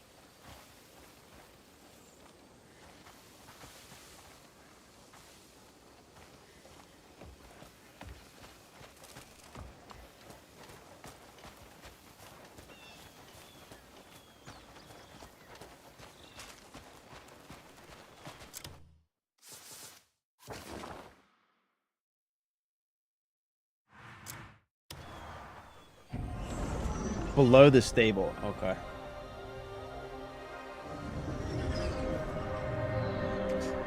All right, we got this shit. We got this shit. This is a hard boss. Yeah, he's pretty tough, man. But we got it. We got it. We absolutely got it. So, first and foremost, what do we got? Pan-fried vegetables. Okay, that's good. We got this. We just gotta focus is all. Focus.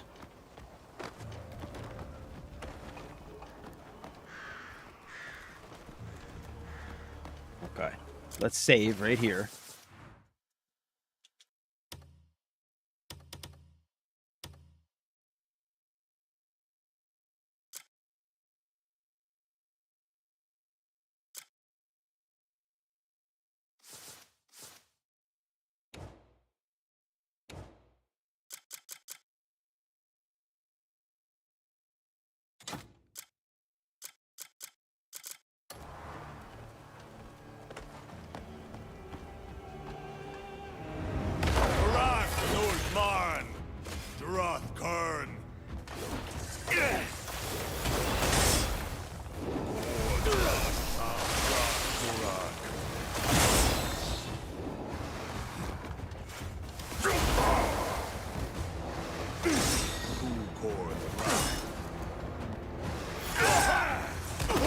Alright, let's start this over.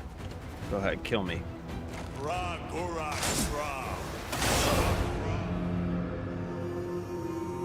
This dude's hard to hit, man.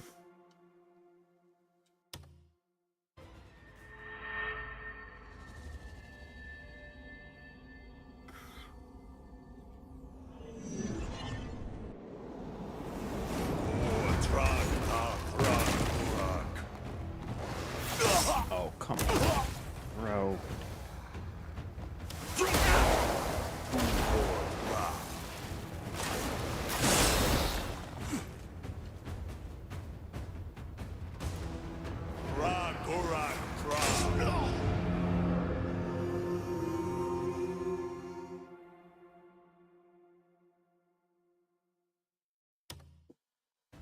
Yeah, this is gonna be a long day. This is gonna be a long day, I can tell.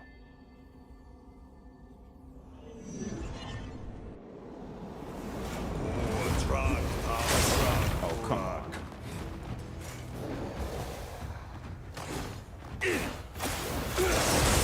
Oh, come on.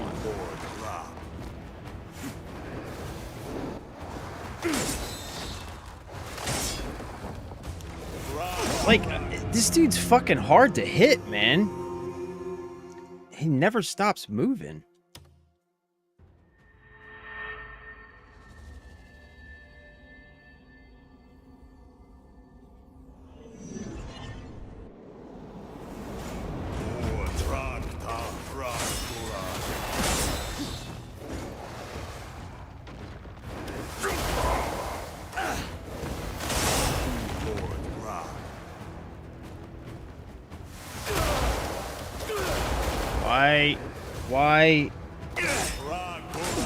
Why are none of my buttons working in the fucking boss fight?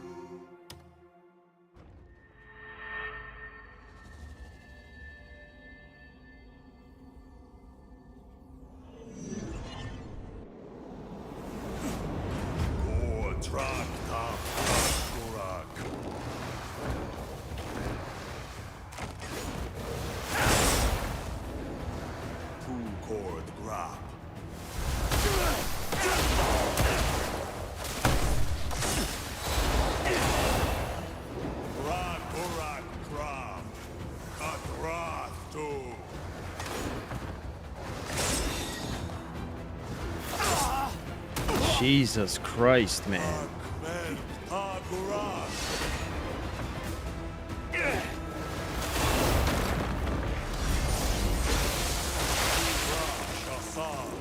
Hurak Harum. Jesus Christ. Oh.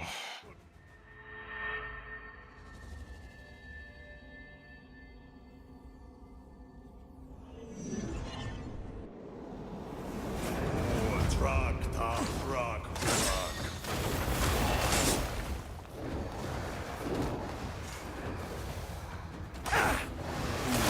Trak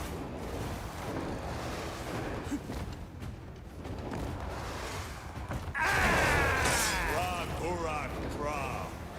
Atra Tu.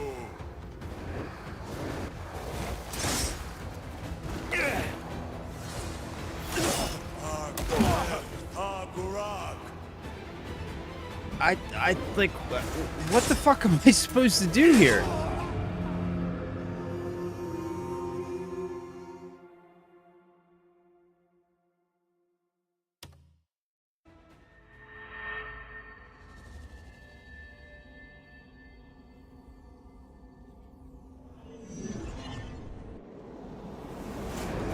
Trak ta Trak Hurak.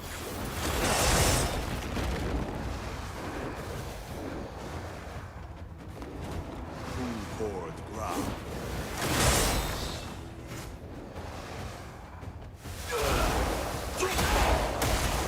Trak Hurak Grab.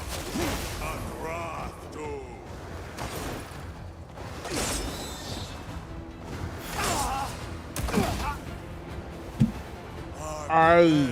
Like, what the fuck? What the fuck am I supposed to do against this?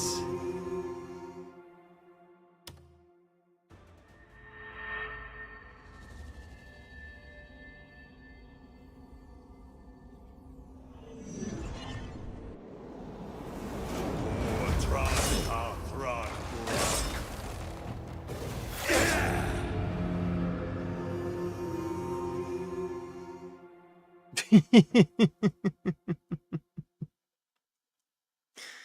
Oh, buddy. Buddy. buddy. I love you, Jeff. I really do. Trak ta Trak Hurak.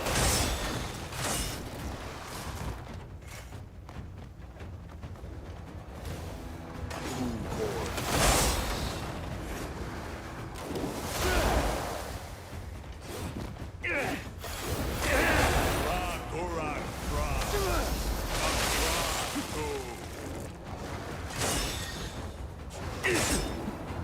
What's up, Doodle? You want to go outside? Come on, let's go.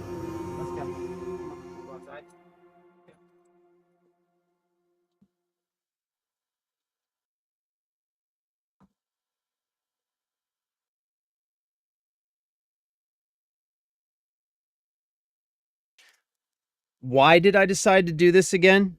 I am having a hard time remembering why I'm doing this instead of like anything else that's actually fun. Why am I doing this? Why am I doing this? This is awful. Trak ta Trak Hurak.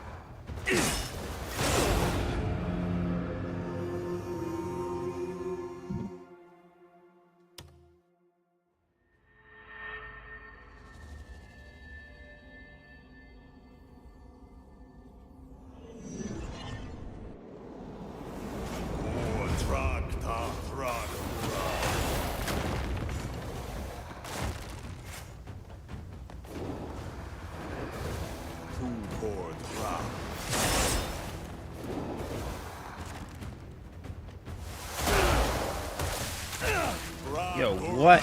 What the fuck is... Like, what the fuck is going on with my buttons?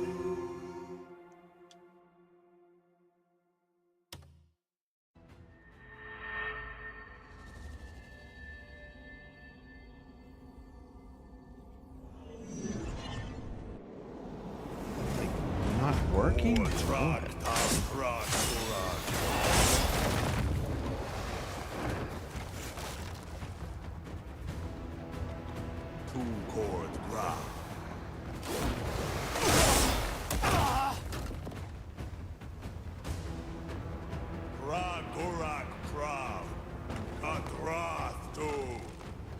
Bleh, bleh, bleh, bleh, bleh, bleh, bleh.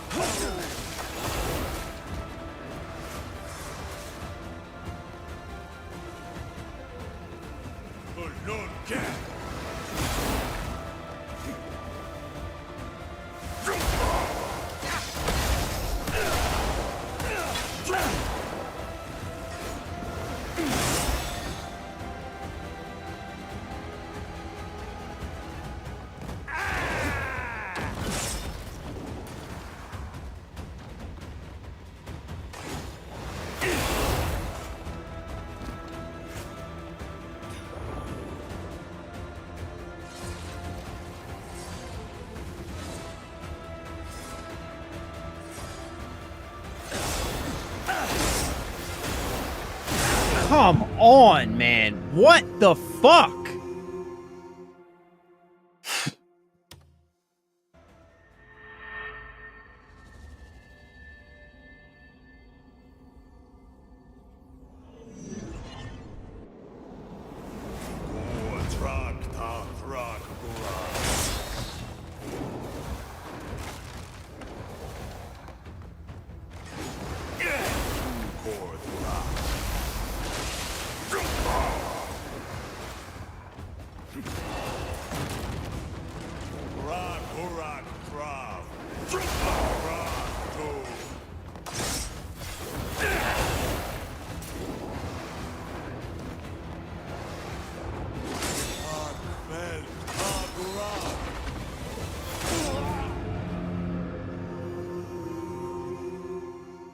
This is bullshit. This is fucking bullshit.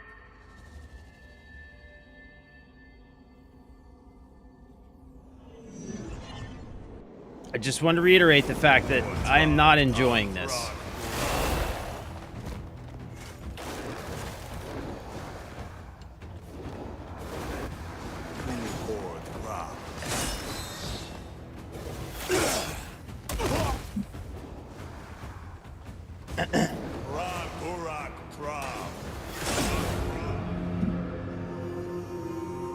I'm gonna be like dead honest with you guys. If I wasn't streaming right now, I wouldn't put myself through this type of shit. Like, this is why I don't play like Dark Souls and stuff, man. But we're going to stick with it. Why? It's just, I don't know.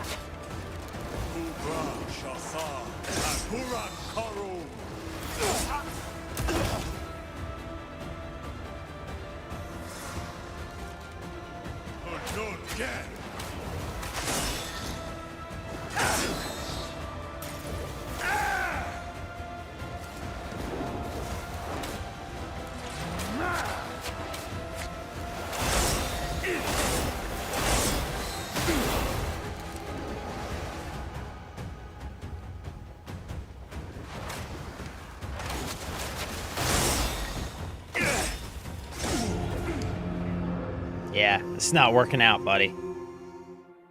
That's not working out for me.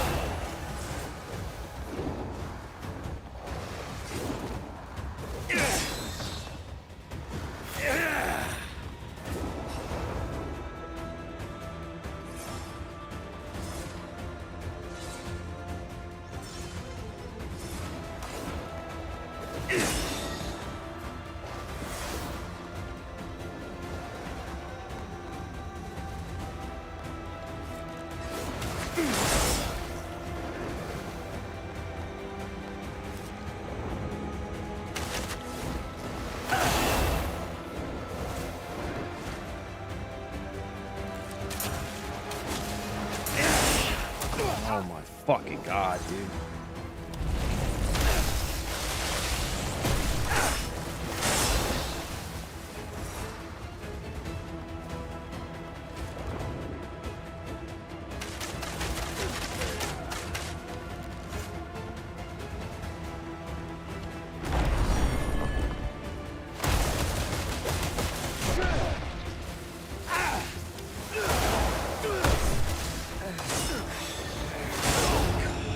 Fuck you, bro. Fuck you.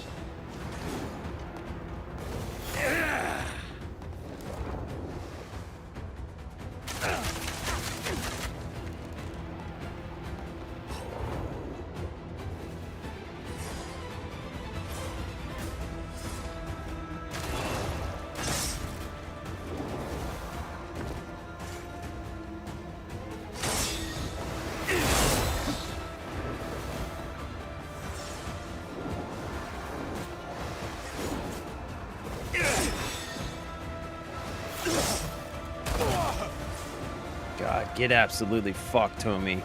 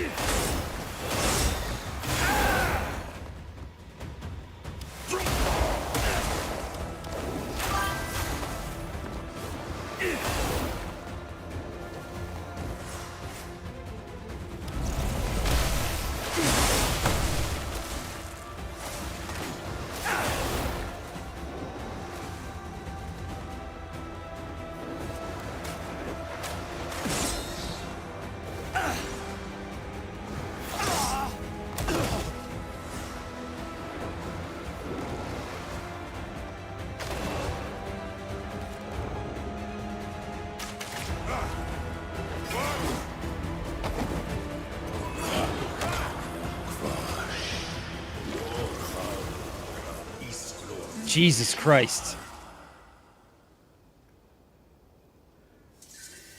If it wasn't for Golden Palmer pills.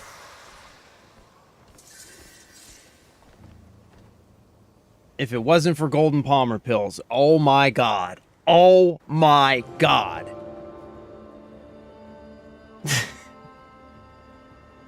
Ah, thank you, gentlemen.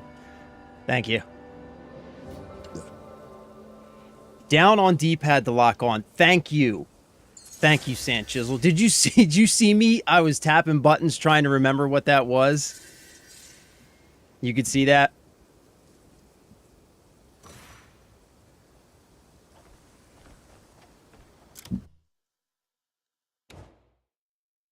All right, we got a staff for that, right?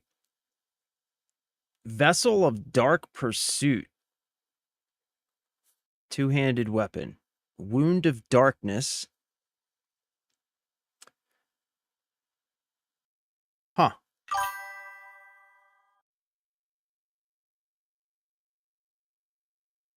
Let's see what this looks like. Oh, that's fucking cool looking. Ooh.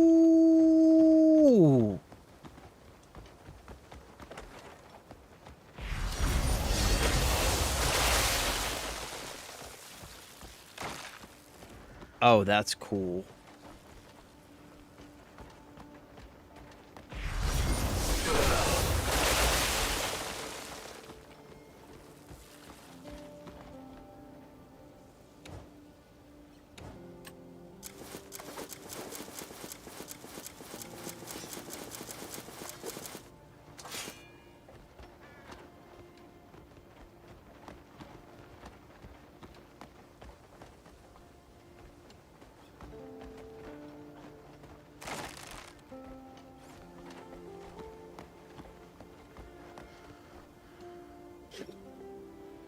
He's the hardest of the three.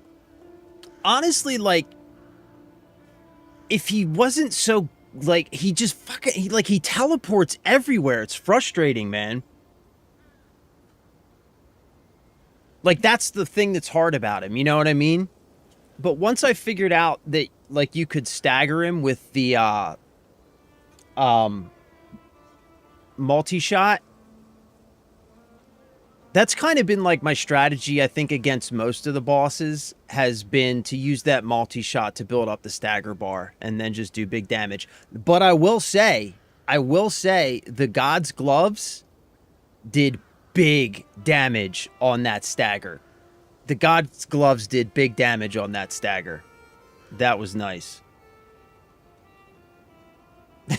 This boss sucks. I hated fighting him.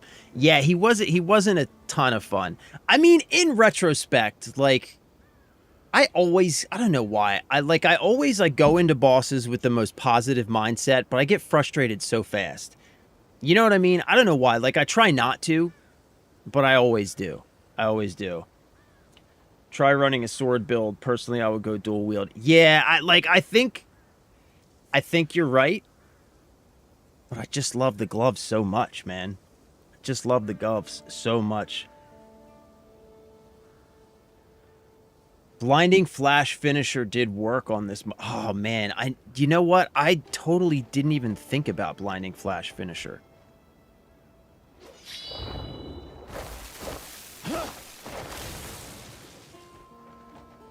Yeah, I didn't even think about blinding flash finisher. That's a cool wrench. It does kind of look like a wrench. Yeah, I was just trying to show you guys, you know what I mean? All the different ways that you can make mistakes. I was just trying to set an example so that you don't have to make those mistakes. You know, it was a teaching moment. It was a teaching moment. You know what I'm saying?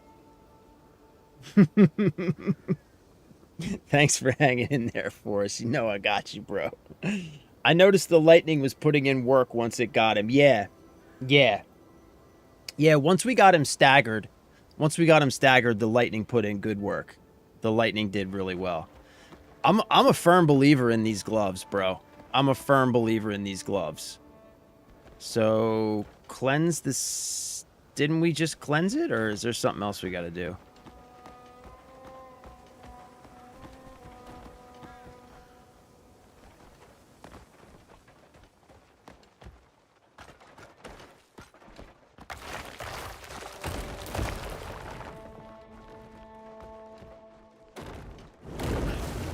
Hey, now.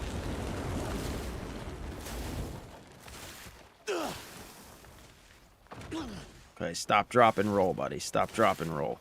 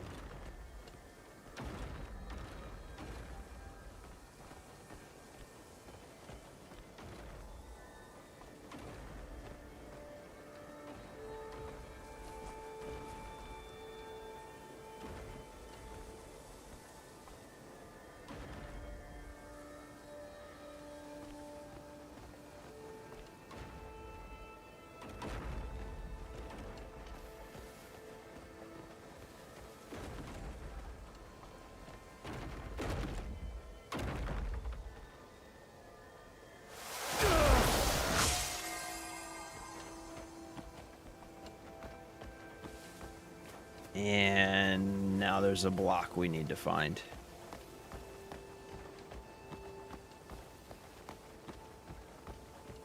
I remember finding all this stuff. I can't remember where it all was.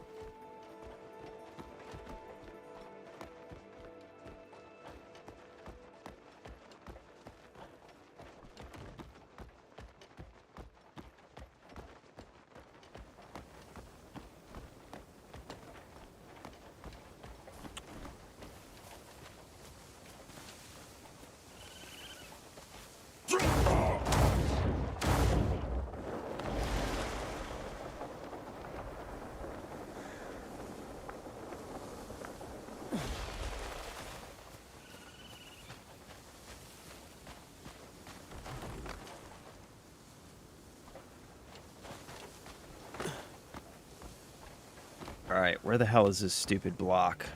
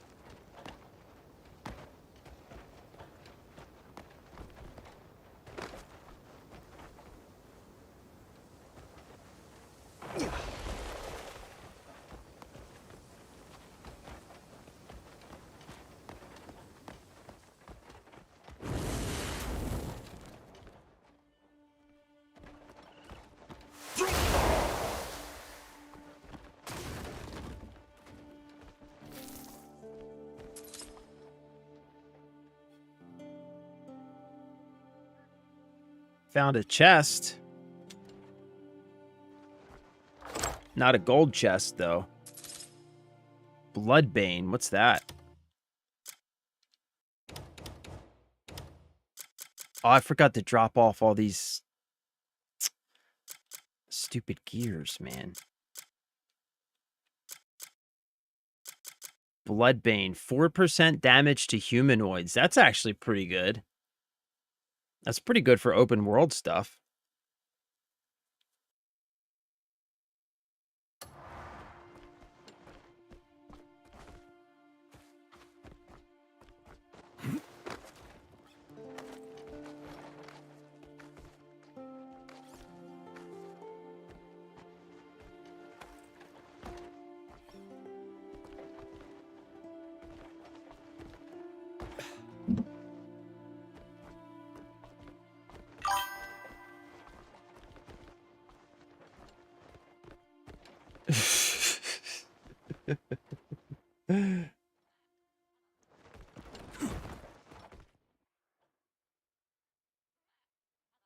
My thing with the gloves is the build power with consecutive hits, and I wasn't sure if you were getting... Yeah, it's hard to get consecutive hits on that guy, man. Toasty! The block is in a little small room. Okay. Anyone know what the engraved stone by Mystic Falls does? I'm not sure, Sand Chisel, but we can go check it out as soon as we leave here if you want. Yeah, I remember finding that. I remember finding the other block before. When I was here before I even had the quest, I remember finding it, but I don't remember where it was. I'm not a fan of this part of the whole Sanctum situation. Like, everyone, you gotta, like, walk around these confusing-ass ruins and, like, find all these stinking parts. Not my favorite thing, for sure.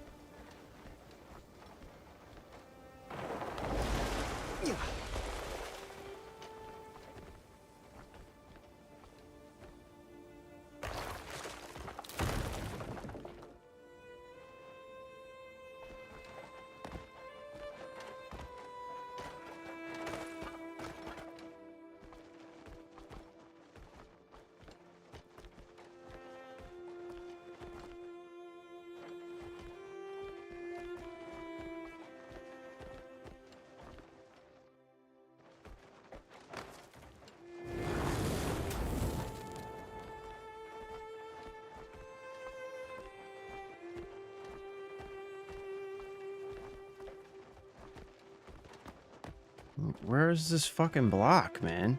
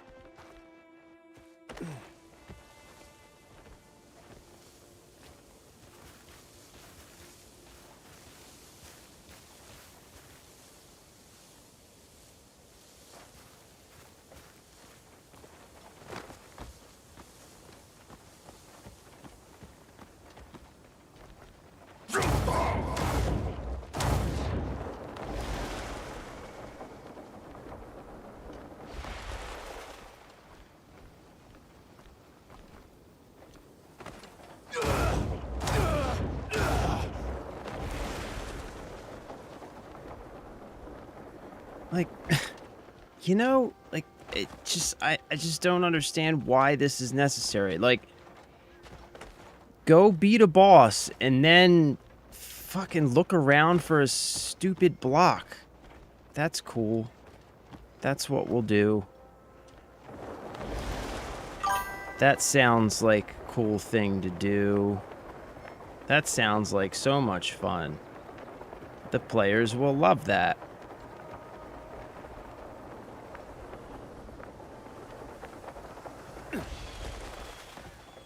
They're gonna have such a good time looking around for a block. They're going to love it. What a great idea. I'm so glad that we thought of that. This is so swell.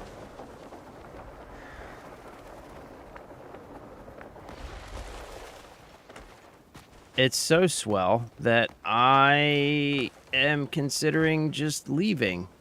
That's how much I am enjoying this.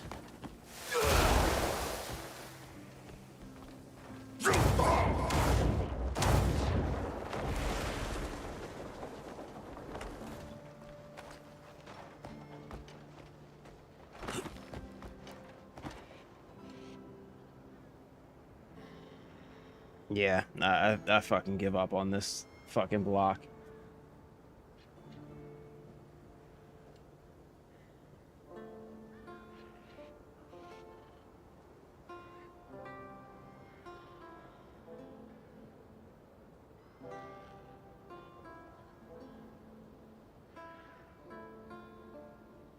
The block is under a pile of pots. Oh, God. Are you fucking serious? Crush those pots. I hate this game sometimes. Sometimes I hate this fucking game. Like, really?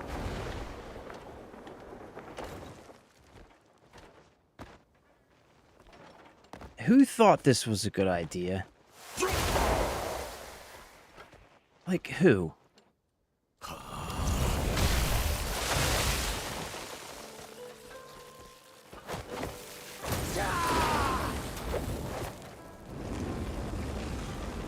Oh, God.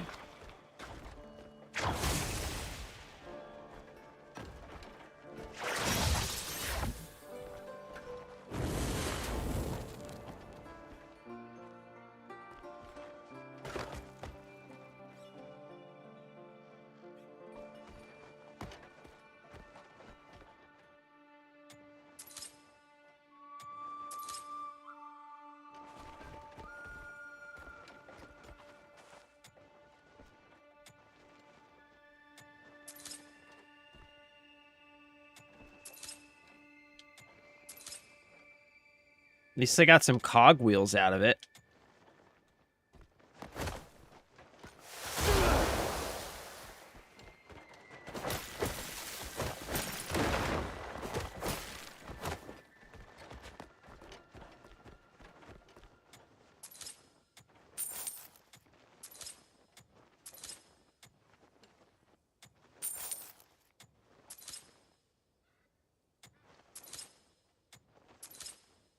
Where's Daryl? Where are you at, Daryl?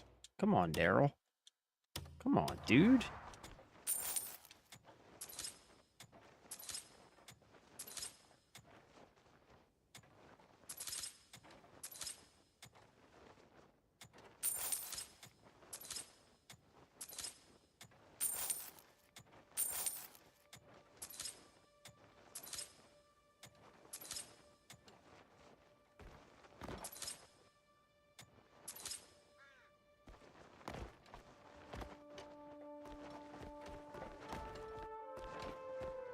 Okay, whatever. I don't need the rest of that stuff.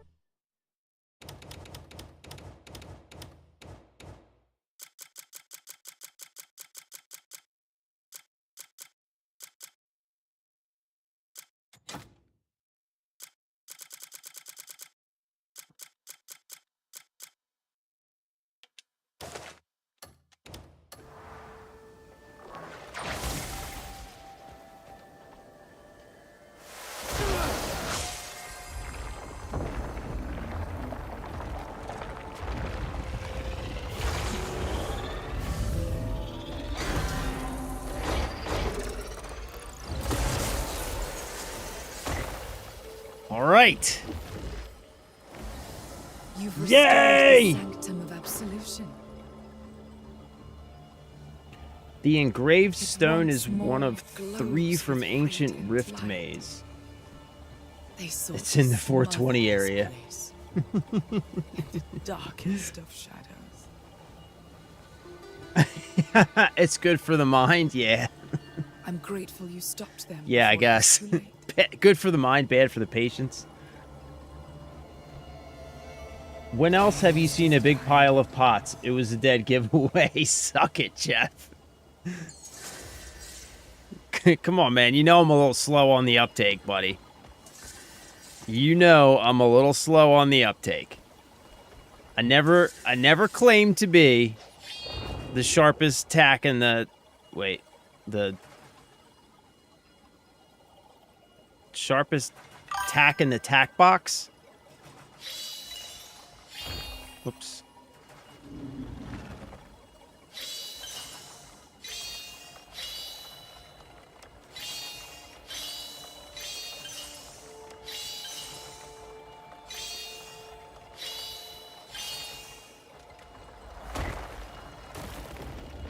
Can play me some Guitar Hero, though.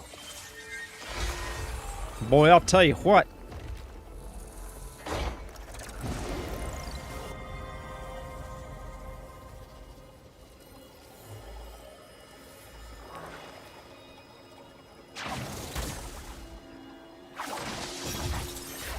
All right, sweet. Let's go back to the witch.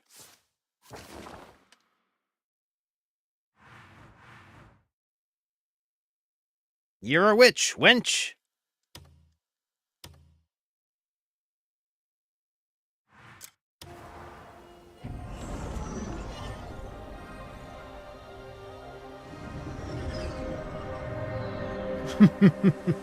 May not be the sharpest, you're just the tack we would pick every time. Aw, thanks, buddy.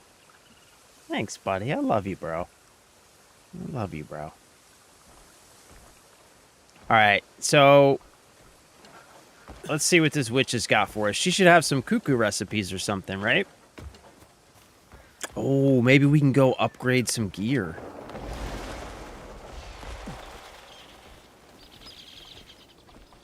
The scales of order are rebalancing. Damn right they are. Thank you for reclaiming what is ours. You are so welcome, lady. I can feel our power flowing once more. It's what I do. They don't call me Cliff for In nothing. Hyrule, there are 5 witches who maintain order, myself included. For ages, we have each stood our ground, seeing the world through our immortal eyes. Yet our love for the land is no different than yours. Your fate binds you to them as well.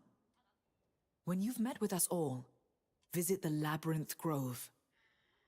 A small gift awaits that speaks of our gratitude. 130 hours. 140 hours. Something like that. And this game just keeps opening up more. It's crazy. It's fucking crazy. Look, we are 132 hours into the game. And I know, compared to some other people, that's not anything crazy. But 132 hours is a fucking shit ton. That's like over 3 work weeks. That's over 3 full-time work weeks in game. And it just keeps getting bigger. It just keeps opening up more. And they're adding more stuff to it. We just got a new patch today. They're already talking about like, this game's crazy, man. Crazy. Here you will find truths, dread.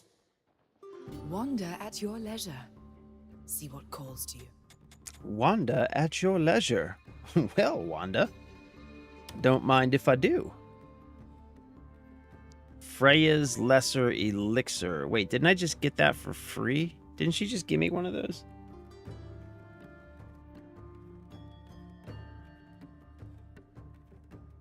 Green coral reef earring.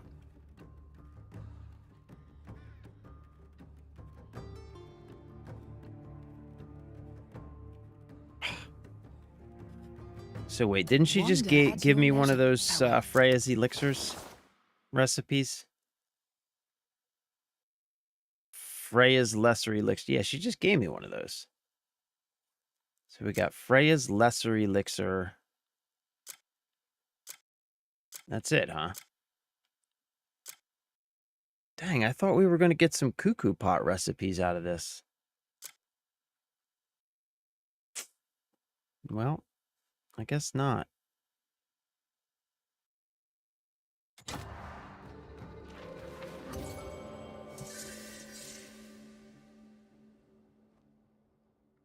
Tack +5 for 5 minutes. That's not bad, though. I mean, I'll take it.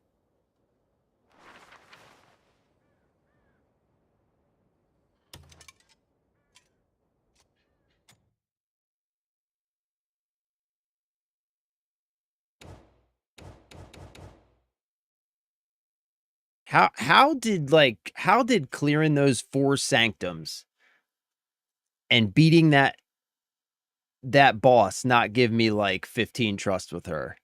This is crazy, lady. You are a tough crowd, lady. You are a tough crowd. You'll find what you seek here. May wisdom guide your paths. Okay, wait, hold on.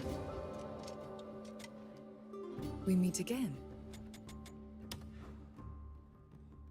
Yeah, that's the same recipe, right? Yeah, that's the same recipe. Okay. We meet again. I hope you found what you sought.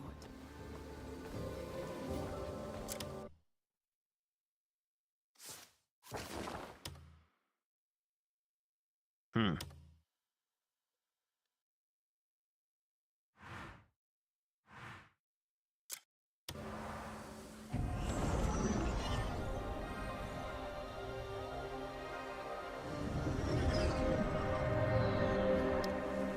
I gotta quit vaping, man. I know I keep saying it, but I really do need to quit vaping.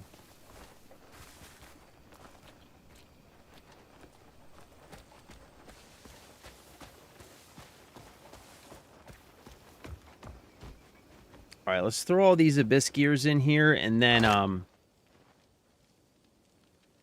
think I got a couple of quests for the camp. I want to knock those out real quick to start growing. I want to try and start leveling up my camp a little bit more.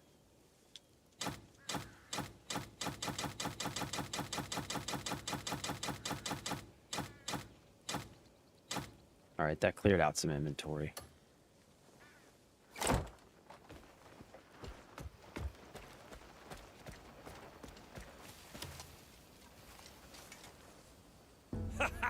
Masterpieces are all I craft. Masterpieces are all I craft.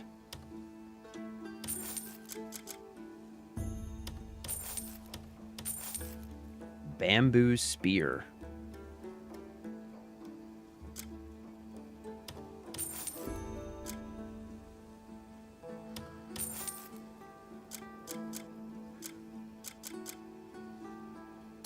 You want the finest? Remember, the gear makes the man. The gear makes the man. Remember, the gear makes the man. Yeah.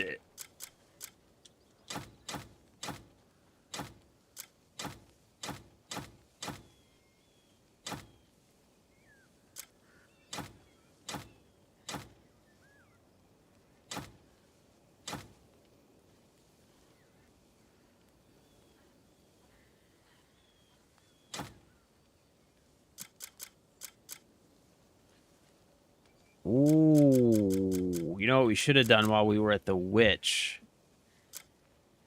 Meh. It's all good. This thing's pretty cool looking, though.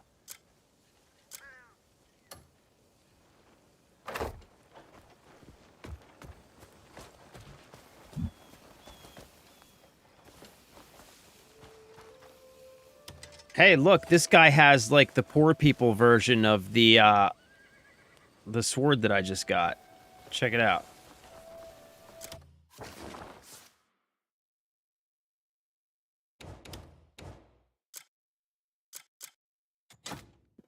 Look.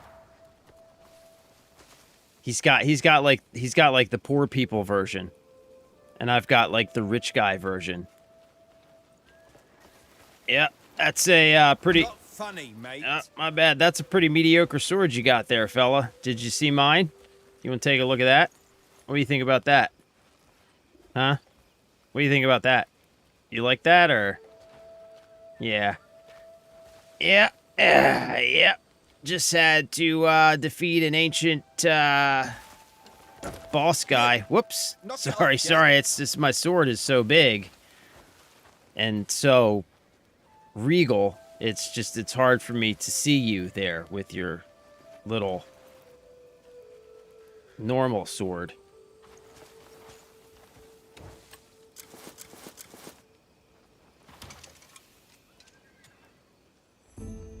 Royal trade's the best way to make coin.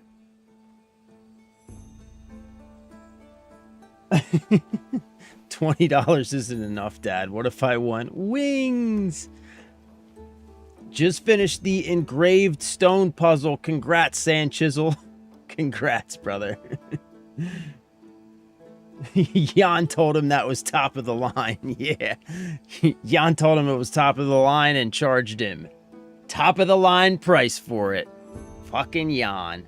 What a POS.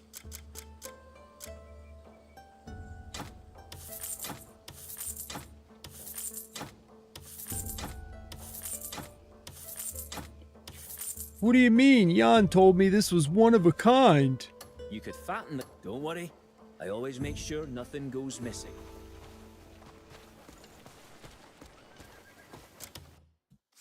All right, here's what I'm thinking. So we've got, what's this?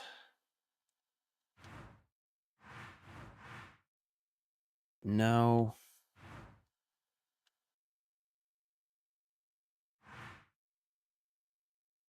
Corrupted Greymane. Talk to the Greymane informant. The greatest archer of the Greymanes has defected. Now known as the Crimson Warden, she haunts humans like prey. Let's do this. Let's do this. Yeah. Let's get this bitch.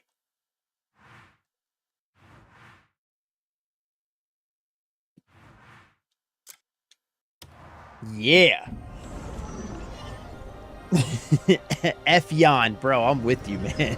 I'm with you. That dude is a total dick. That guy gave Jan 3 goats and 40 acres for that piece of shit sword. And Jan drank it all away in a single evening. All right, let's hunt this lady down, because I don't like the looks of her already. What's this over here? What's this?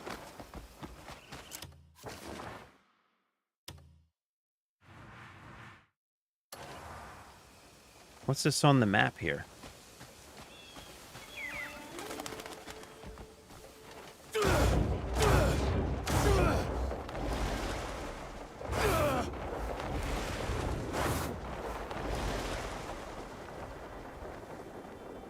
Oh, right. This is the, St. Halcyus thing. I need to get, I either need my disguise or I need to buy a pass, I think. I'll do you a rare favor, so don't waste it. Don't do me any favors, buddy. Tell me what you need.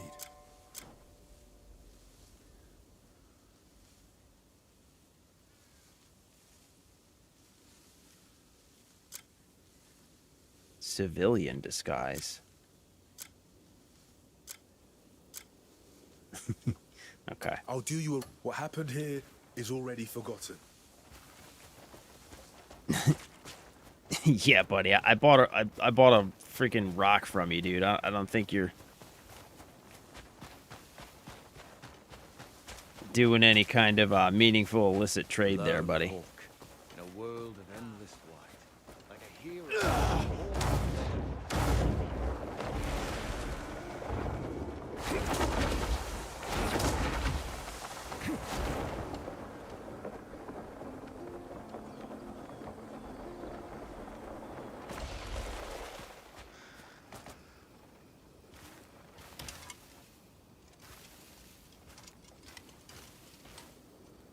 All right, Have you fella, what heard do the we got rumours here? about the Crimson Warden? The Crimson Warden.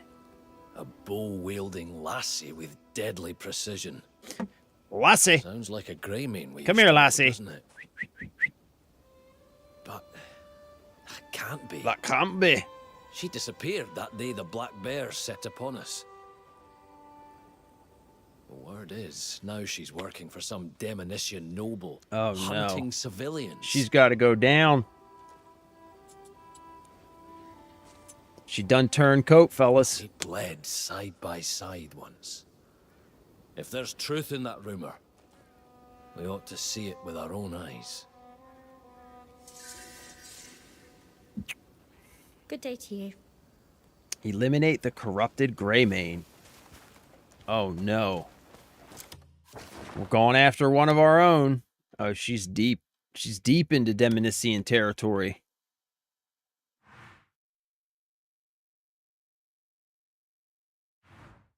Deep into Demonician territory.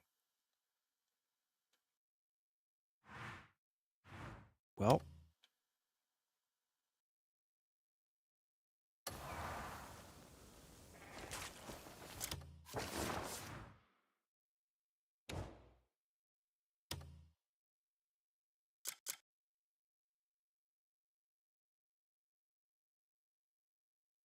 Oh, God, no.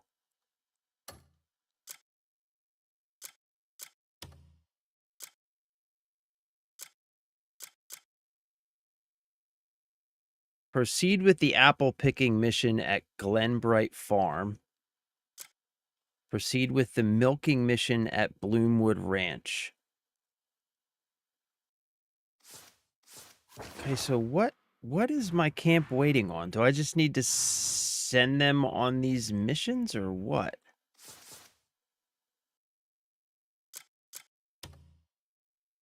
Proceed with the milking mission at Bloomwood Ranch. So I just got to do this.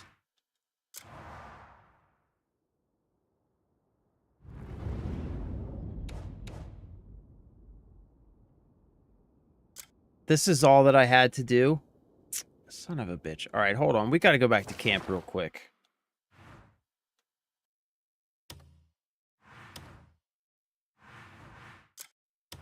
We got to get this. We got to get these out of the way. I've had these for like a couple weeks now, and my camp has just been kind of stuck where it is.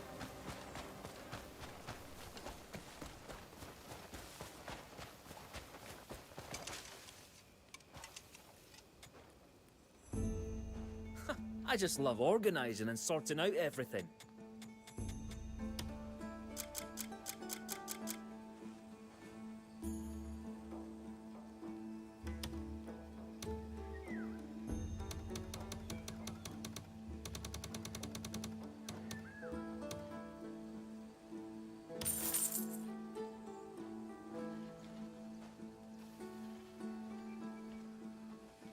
Need something packed? Come back when you've...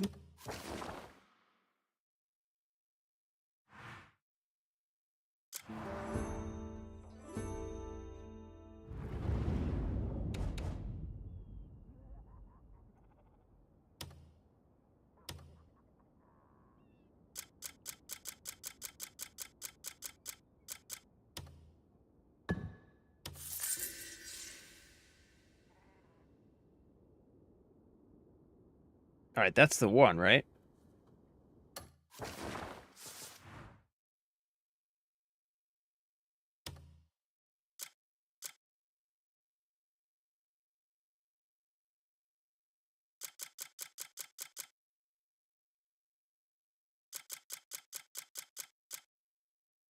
Proceed with the apple picking mission at Glenbright Farm. Okay, let's do this one too.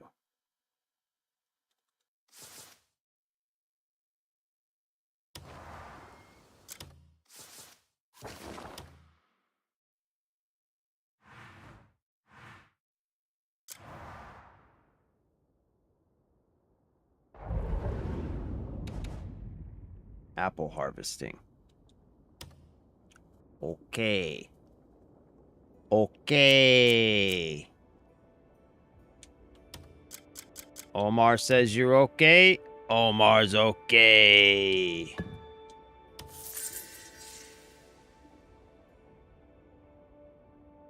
Right? All right.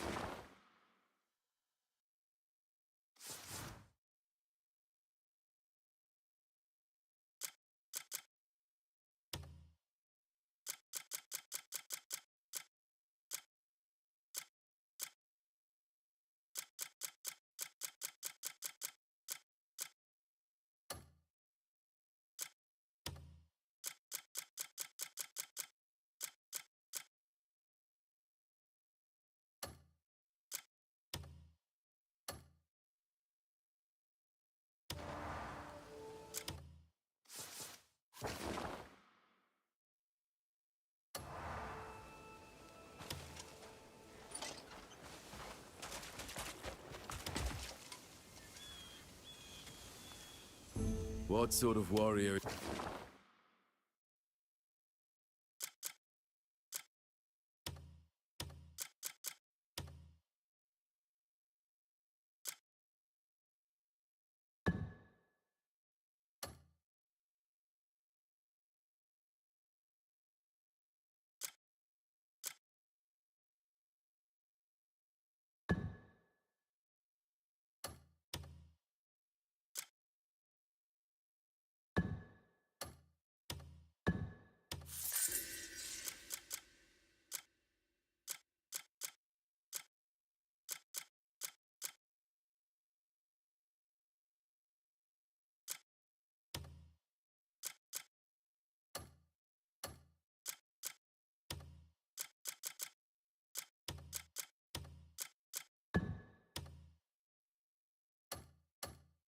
You looking? I'll fetch whoever you need. Just tell me the name.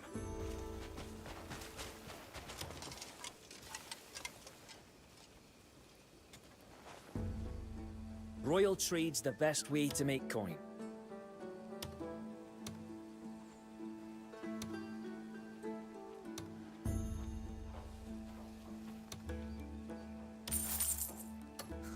Stay sharp out there. Okay.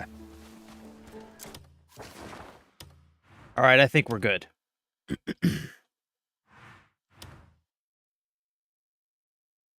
So we're going after this lady, right?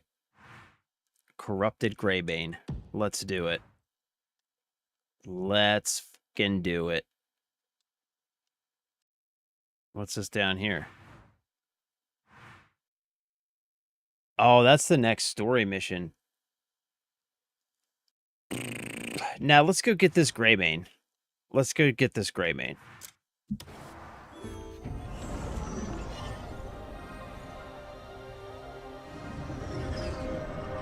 How far are you now into the main story quest? Hunter, I am... Chapter 8. 6% of the way into Chapter 8. We're about to go hunt down this defected Greymane, and then we're going to get back on the story after that, actually.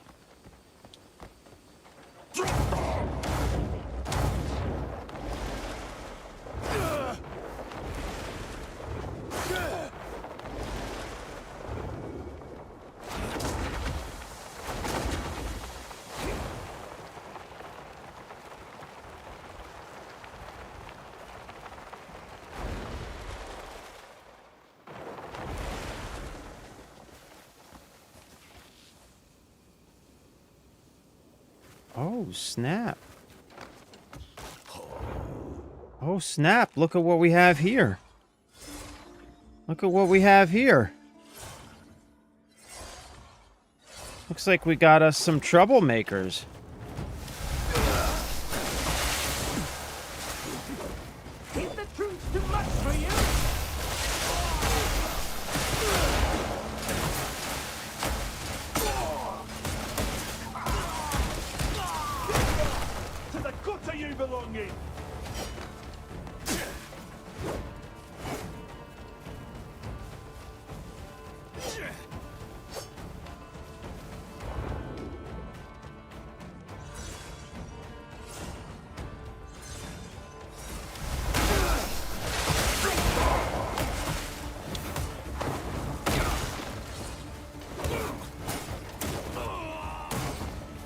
no place for half-wits like you.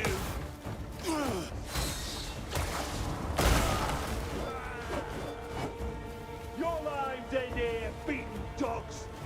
Come on. Come on. Come on. Come on.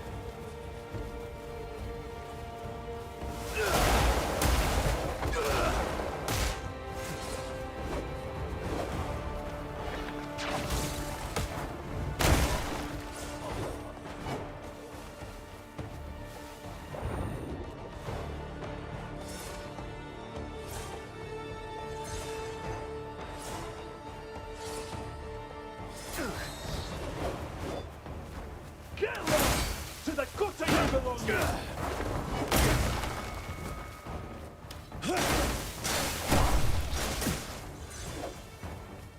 You can do better than that.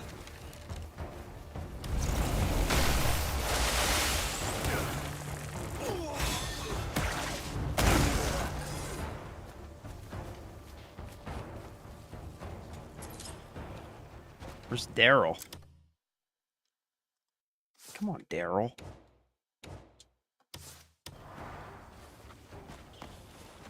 Man, those guys are, like, kind of a pain in the ass with those shields, man.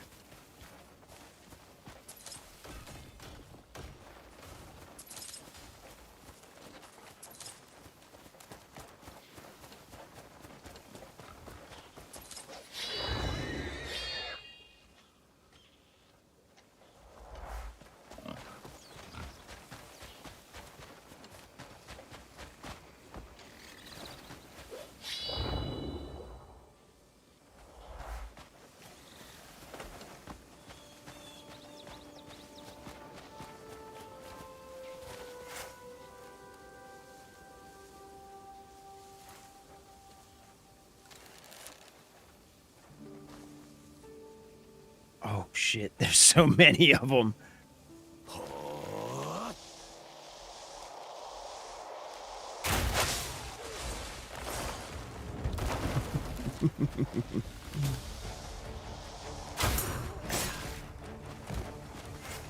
All right, let's get out of here. This is crazy. This is crazy.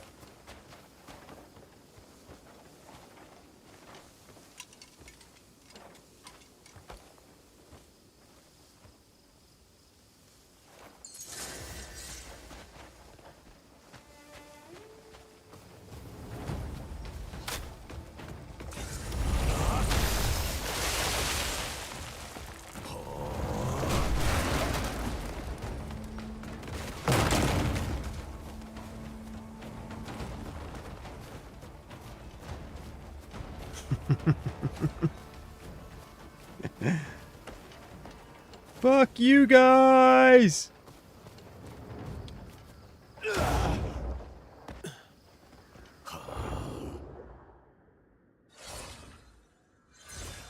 Hey, thank you, Hunter.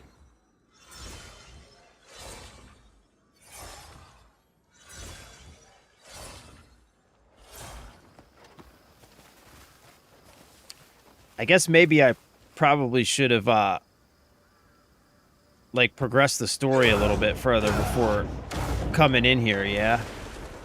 Because this is still very hostile territory.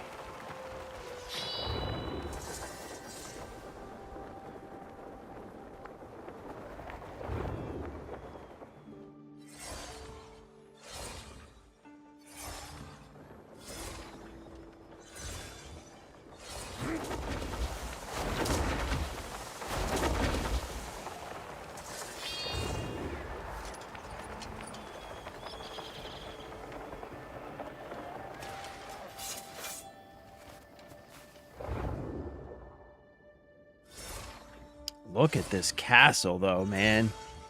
God damn.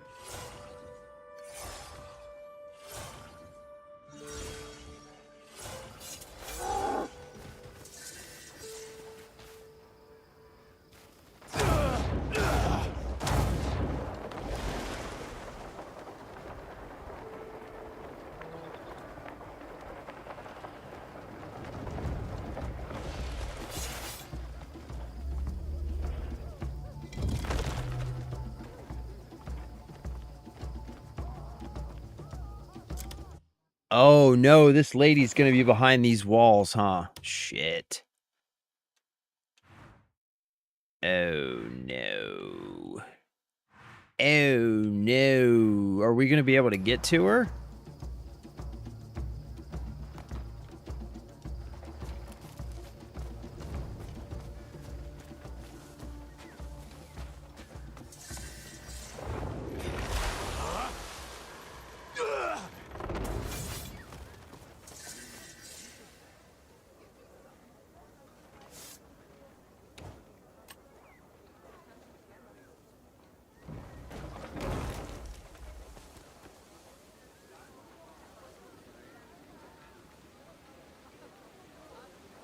The fuck?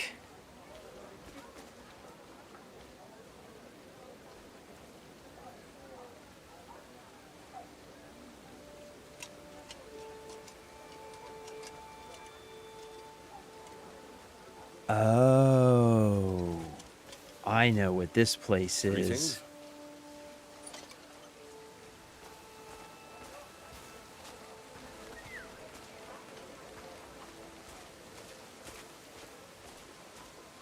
Look at all these fucking weirdos, man.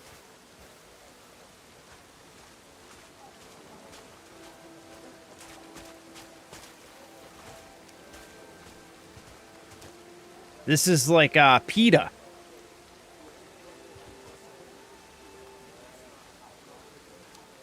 This is where all the animal rights activists come hang out.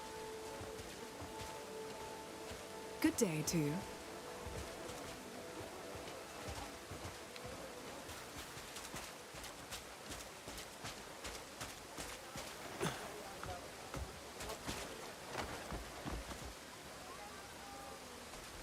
Oh, is that her? That's her.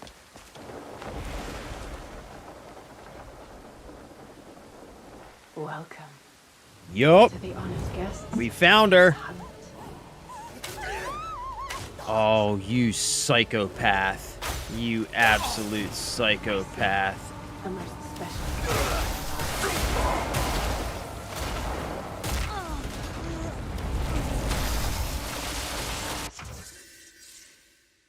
Oh, Jeff. Look what we just learned. Get the fuck out of here. That's crazy. A noble soul driven by your mission.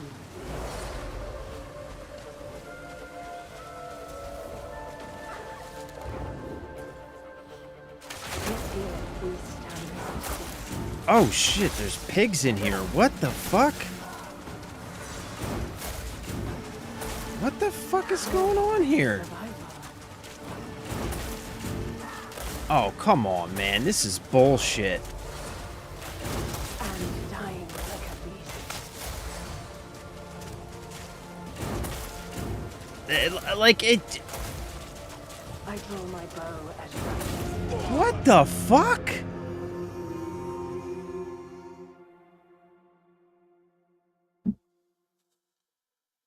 This sucks.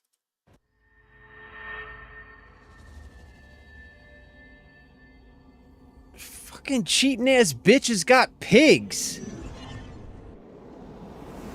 I see. A most special guest has arrived.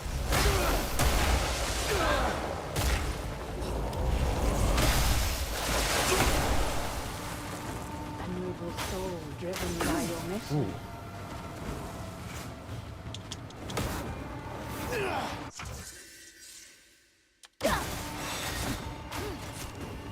Yet here we stand as equals.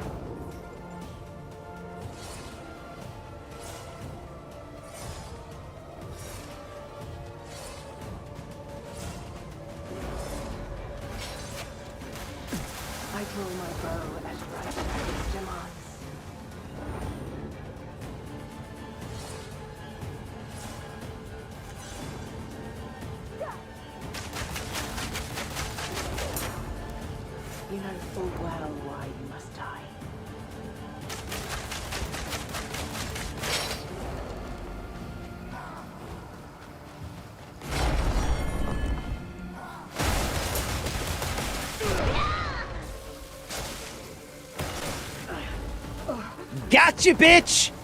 Gotcha, bitch! Got your ass, bitch! Crazy ass bitch! I'm taking you Yeah! Get her, bunny man! on the other side! Kick her ass, bunny man!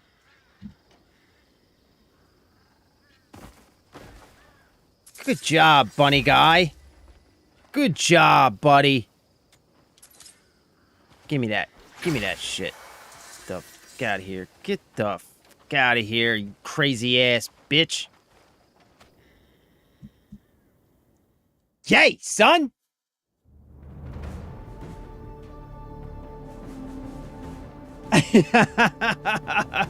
She did some ooh noise while getting spanked, son. You know she liked it, crazy ass bitch. I gotta stop cussing so much, man. I cuss too much. Yep, that's right. That's right, gentlemen. Just doing what I do is all. No big deal. All in a day's work. Please form the line back here to suck my D. Right back here, I will be sitting in these chairs. You can come one at a time if you want, or all together. I don't care. You know, do it however you want. I'm flexible. I am totally flexible.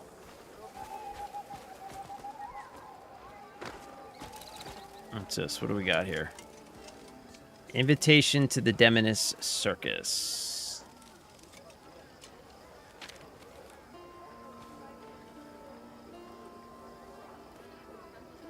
Right. Okay.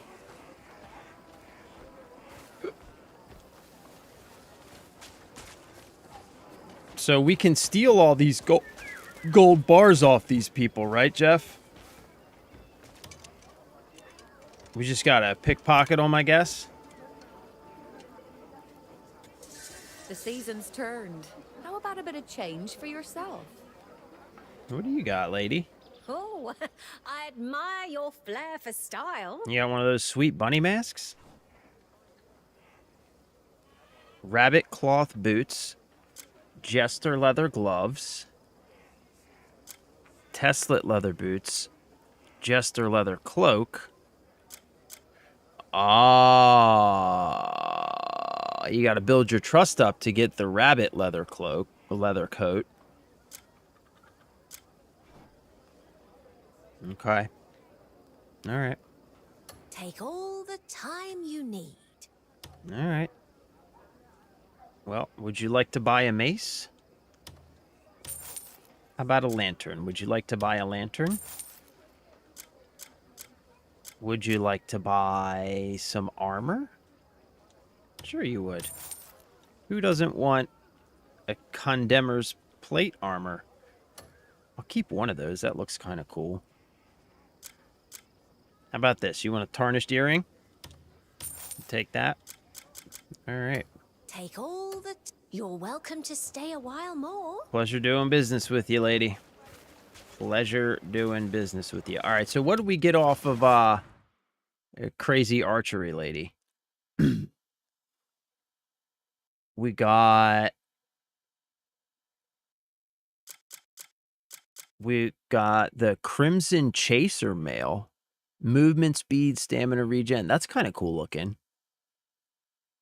Crimson Chaser mail. That's kind of cool looking. What's this look like? Hey, watch it. Trying to peep the drip. Relax. That's kind of cool. What else did we get? We got like 3 things off of her, didn't we?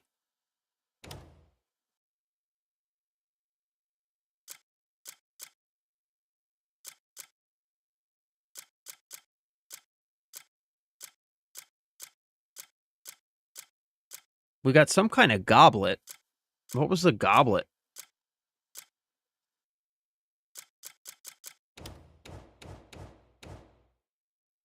Ah, there it is. What is this? Dark red goblet. Max stamina plus 40. Okay. Is that like a permanent stamina buff? Or do I have to use it? Do I have to use it? Yeah, you got to use it. And you only get one use. And what's this? Okay.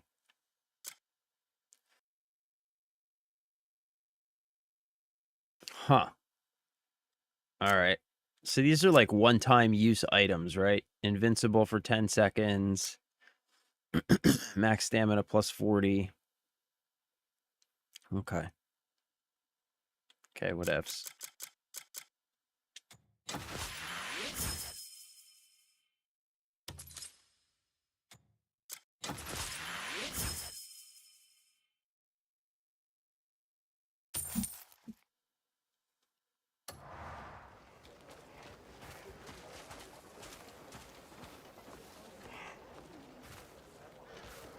All right.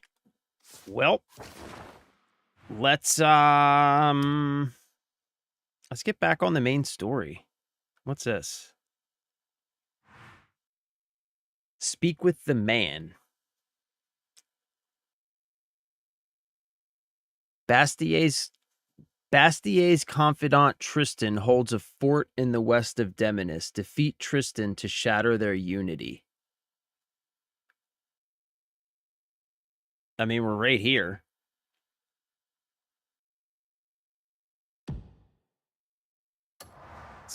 Let's go see what this guy has to say, I guess. Oh, that's got to be this thing right here, right? Got to be this big castle.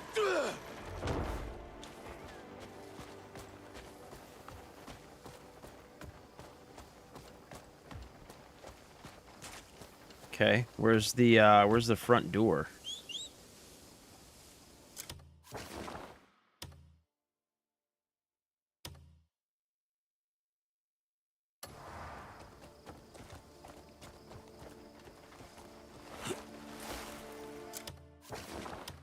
Okay, come on, horsey.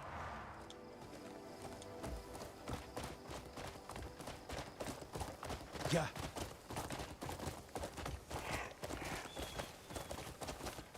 Man, look at this big-ass castle. Oh, am I gonna have to fight my way through here? I guess so.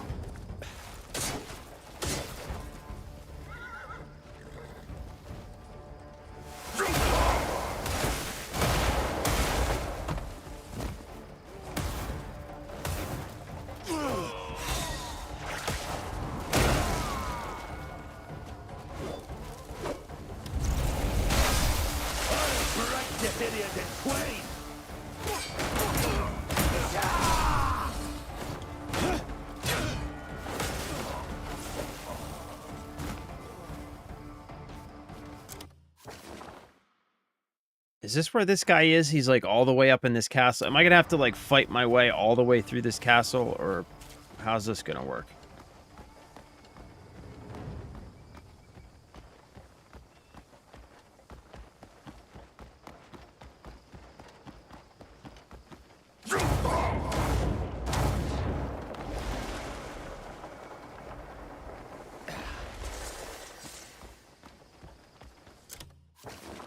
Okay, this is the wrong place. All right. Fucking fair enough. All right. Yeah, we're in the wrong spot here. Okay.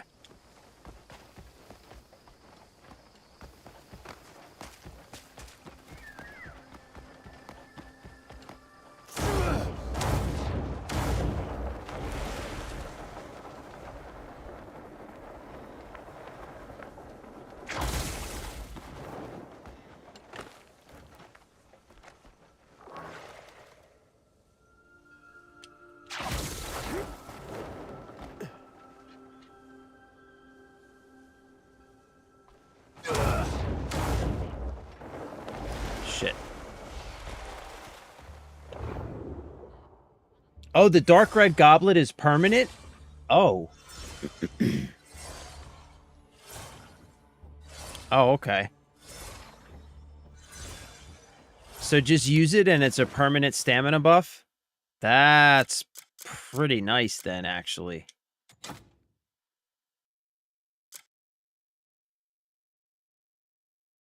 Sweet.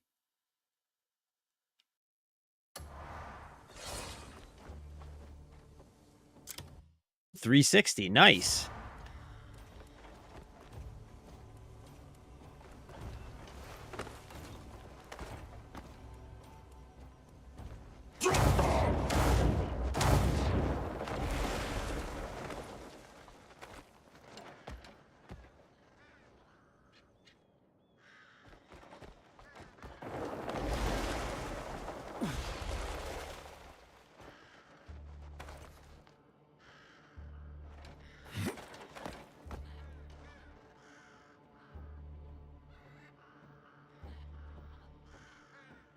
Oh, there's the circus.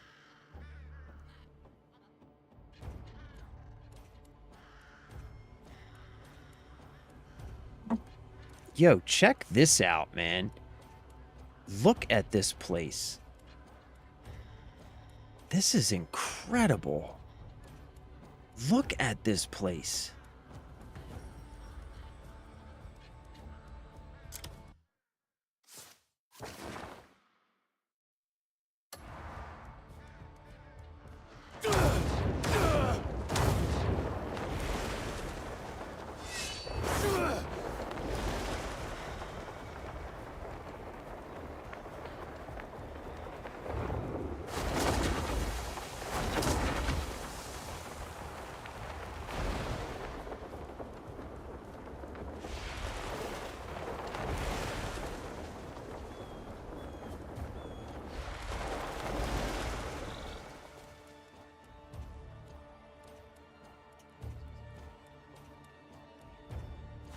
This is awesome.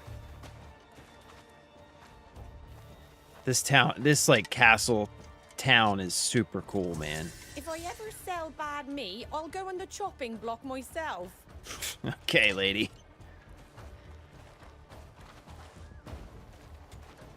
I wish I had a little. I need to speak with you, away from prying ears. Yeah, what's up, buddy? Here, take this and go to the location I told you.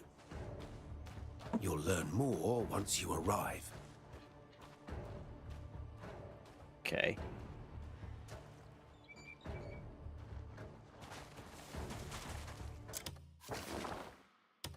Okay.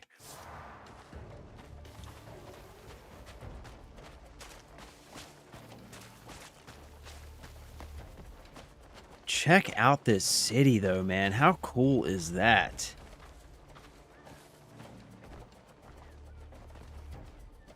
Okay, we're gonna have to,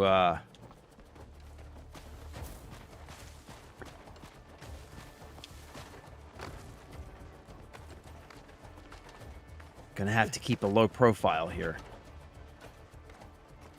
There's hostiles everywhere.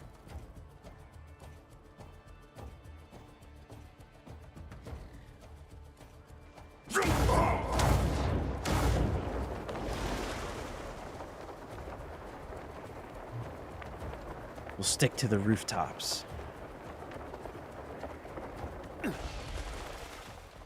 stick to the rooftops.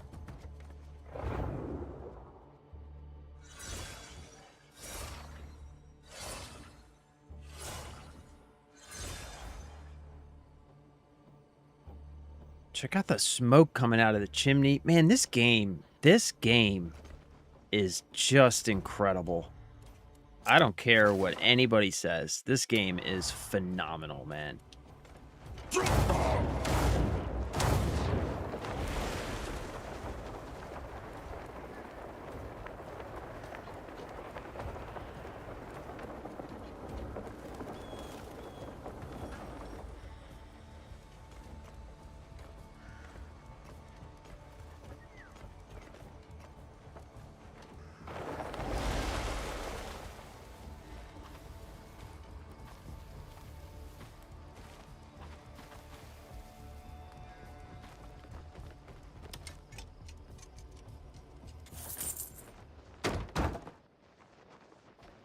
Doing some covert shit, bro. Who might you be? A Greymane. Oh, you must be the one the Count mentioned. There's a document he wanted me to give you. But a man should be compensated for his time. I just gave you a silver, bro. Of course. A saint you are. Here you go. That's what they call Give me. the Count my regards. St. Cliff. And keep this little exchange between us. They call me St. Cliff. Defeat the enemies in the castle. Shit balls.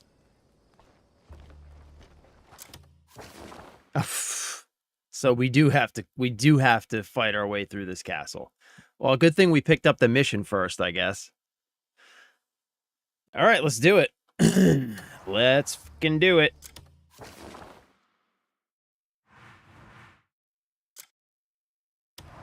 Let's go crush these fools.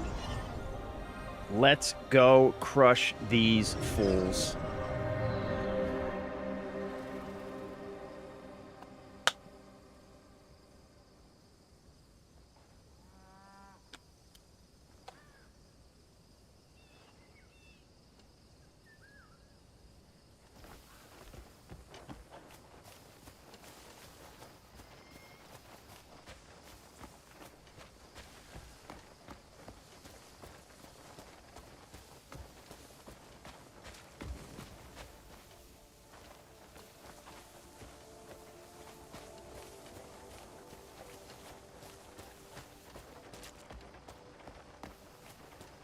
You better watch yourself. Bro, you do not know who you're talking to. I am Cliff. Do not fuck around.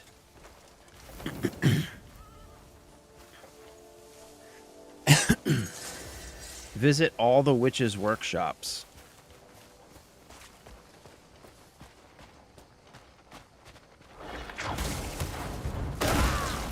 Hey, what's up, buddy? Oh, let's try that again.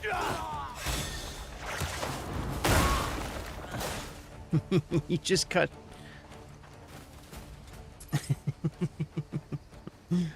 Hey, thanks, fella. Appreciate the help.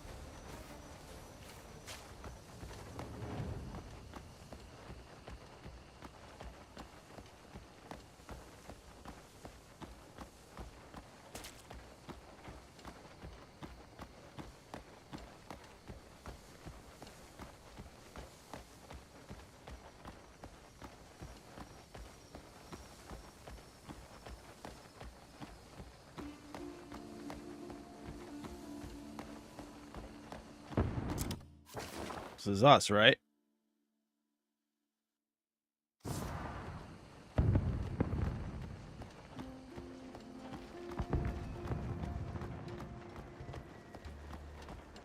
Wait, do you guys hear those fireworks? You hear that?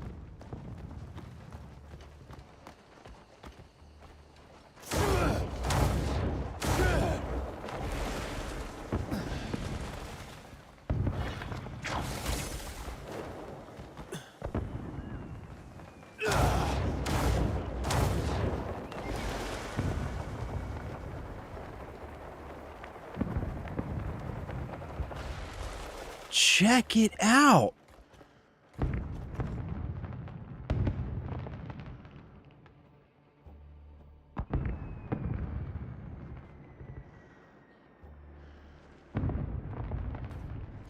This fucking game, bro.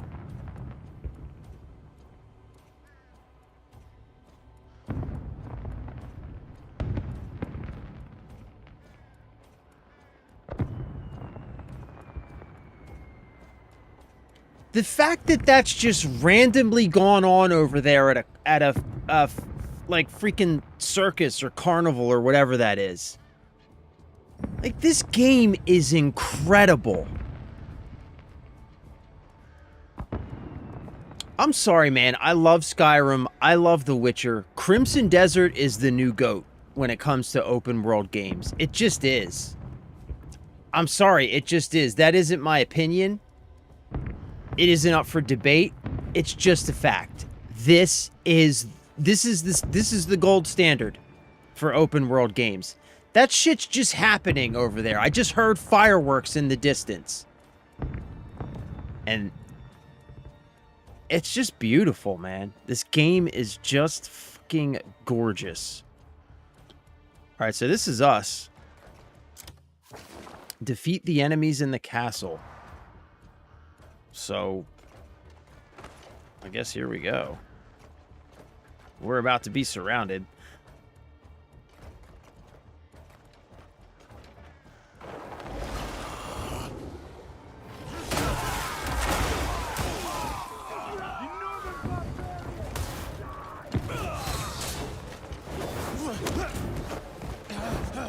Oh shit, I thought I hit that first one. Motherfucker. Intruder! Over here! Motherfucker. It didn't go well. Don't let him get away! God damn it. This way.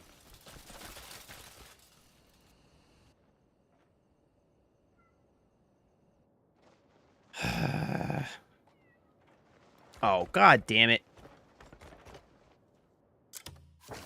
God damn it.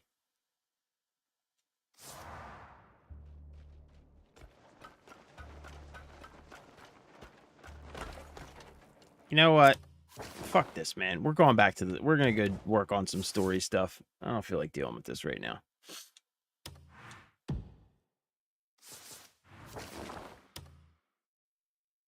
This is like far away from what I'm supposed to be doing anyway. Where's my story mission?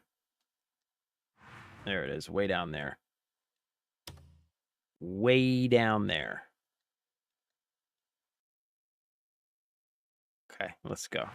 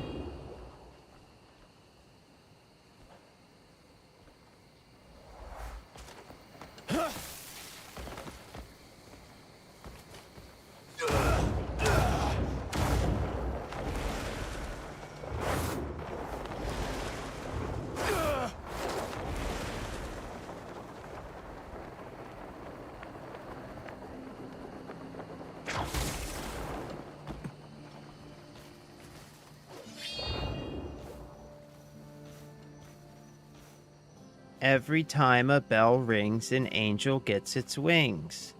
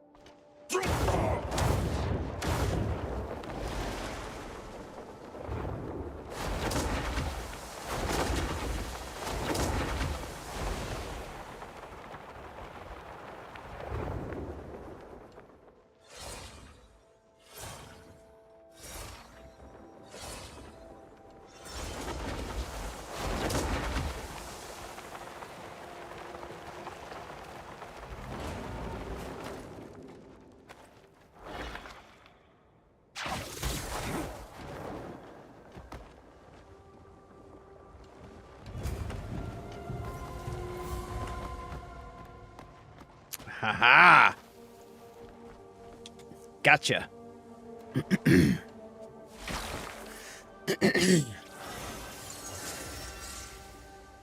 Where sky meets earth.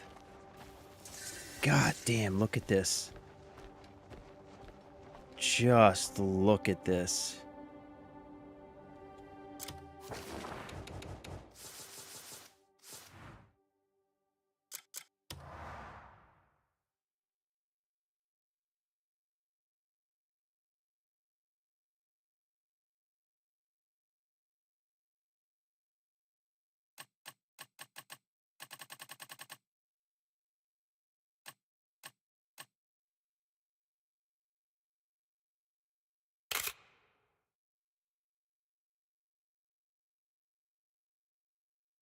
Oh, there we go. Hold on. There we go. Huh?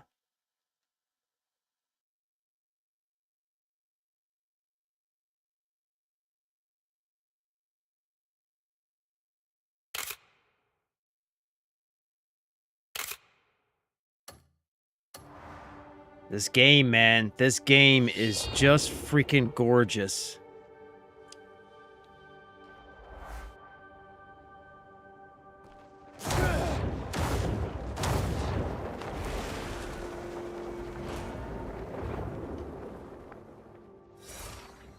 Hi, Doodle. What's up, little bud? Hold on, Doodle. Let me,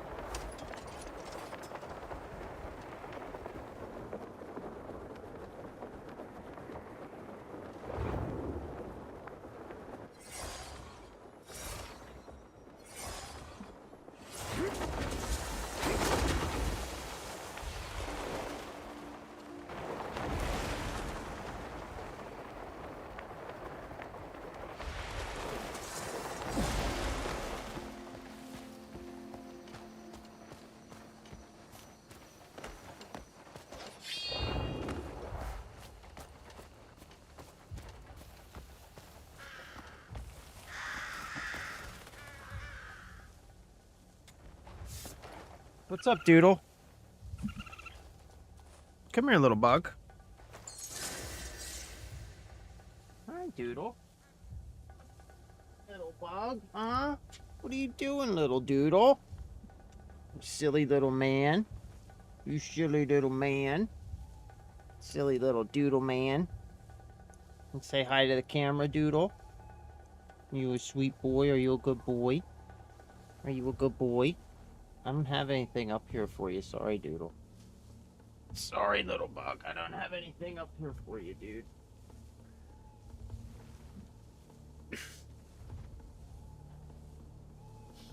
Sounds like little mushrooms running around nearby. What?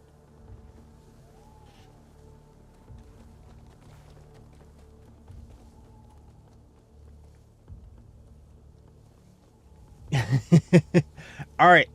So guys, check this out. Check this out. This is incredible. All right, I need to, let me pause for a second. So my wife is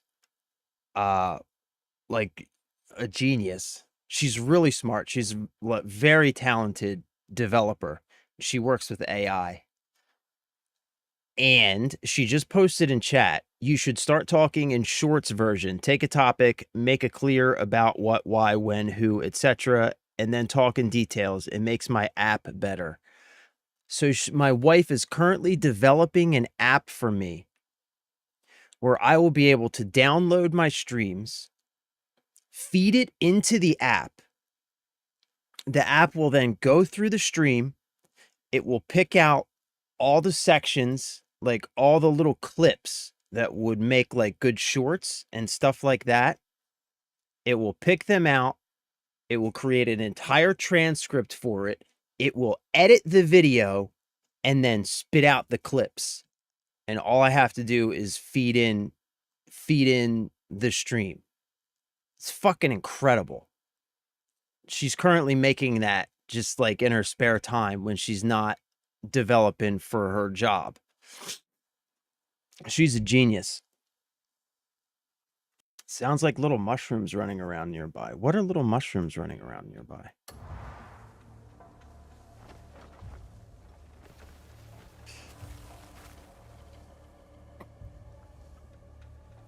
Hey, babe, once we get that app made,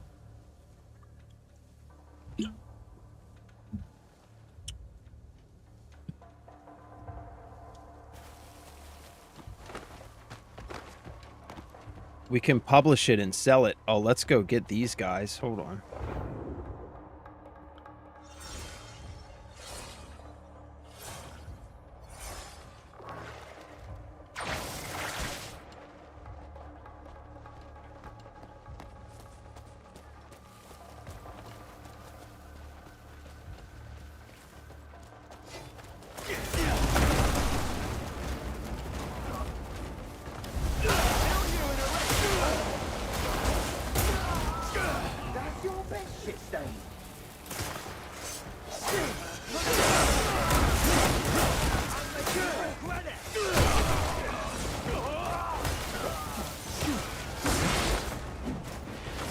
Whoa, big fella. Whoa, big fella.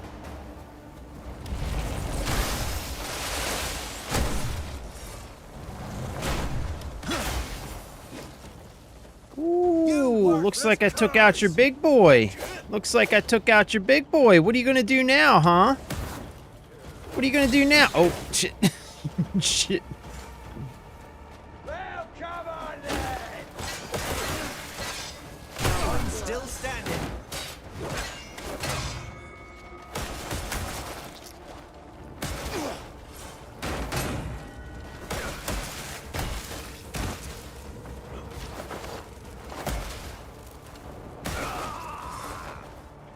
Ooh.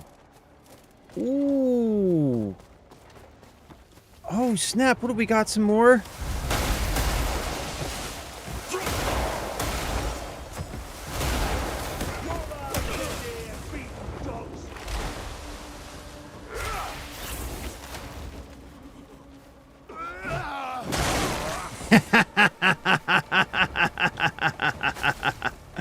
Come here. What? What do you think you're doing?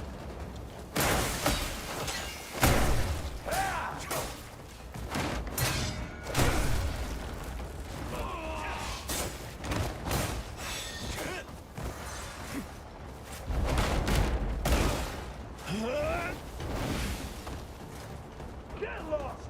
To the gutter you belong in!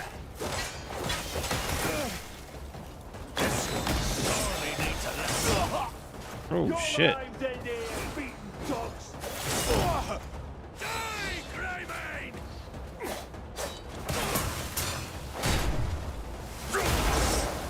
Get lost!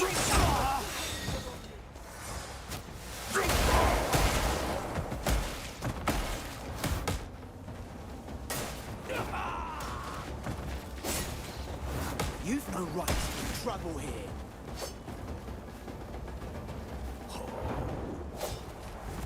That nose would look better broken.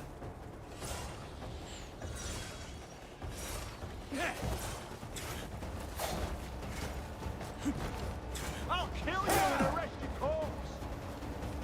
Ooh, that hurts.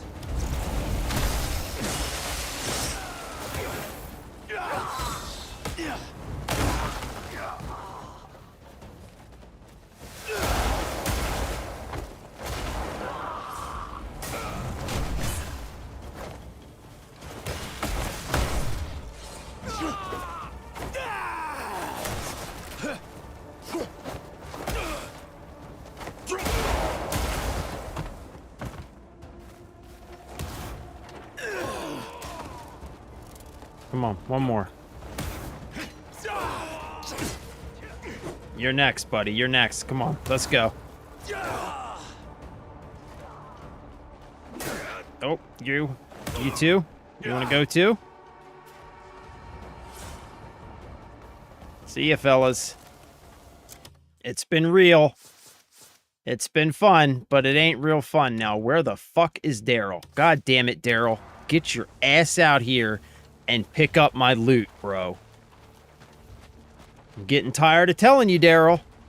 Every time I turn around, Daryl. Every time I turn around. You know what you're doing? Every time I turn around, buddy, you're doing nothing. Nothing. What's the deal? Huh? We gotta have this talk again? What is it? What is it, a lack of cookies? Is that what it is?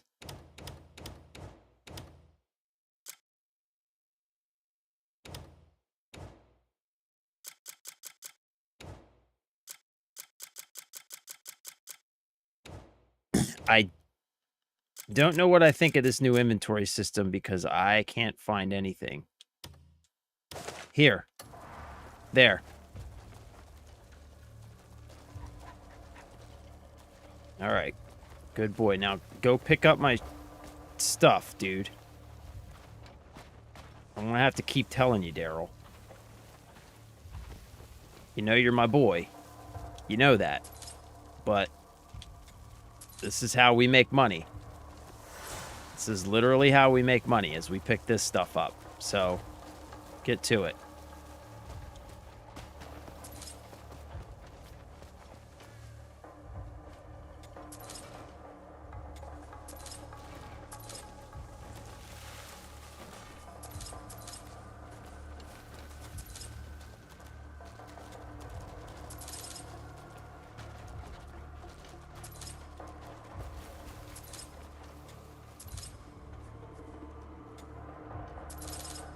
Alright, good boy, Daryl.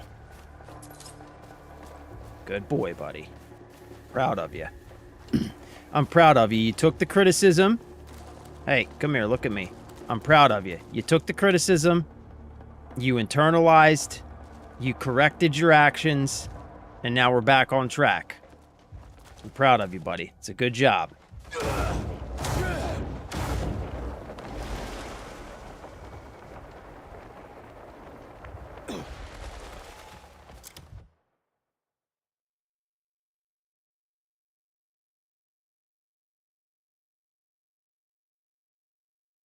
Oh, okay. So the little mushrooms.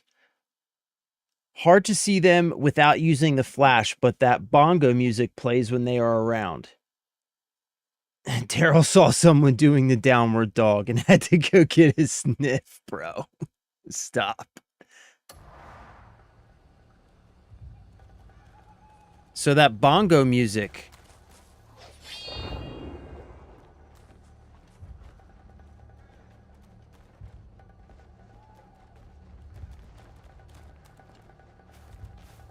I'm not seeing anything. What's that over there? Oh, that's far off in the distance.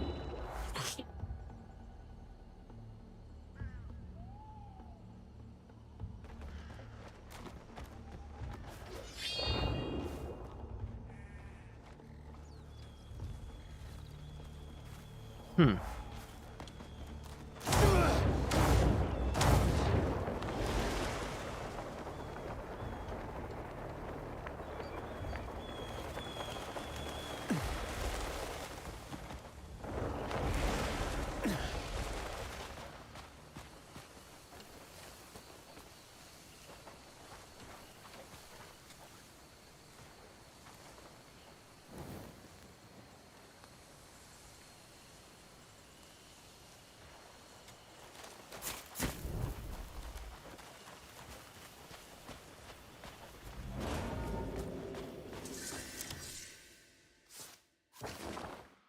Okay, this is where we're going. Come on, Daryl. Keep a low profile, bro. I'm not sure of the danger level yet. So just take it slow, Daryl.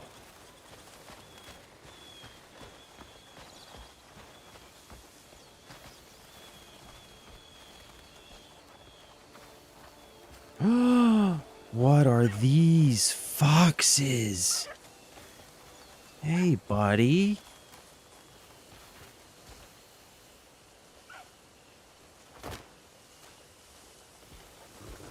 Oh, I wish we could catch the foxes.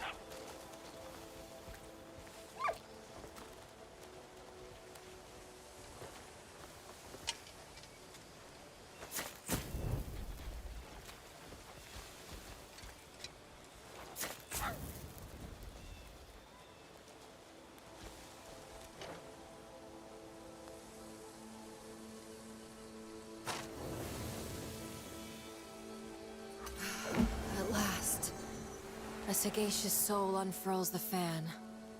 It's all I could leave behind, given my grave condition. Sup, girl? My name is Megu, a witch of Do Arts from the east. Hey. On our way here, our ship was hit by cannon fire, forcing us ashore. Then, someone took my sister. All I want is to look for her. I don't know if you've But my noticed, wounds but have left me too weak have to make you use of my powers. checked my drip? Are you Burn a talisman taking this upon the in? censer and ring the bells.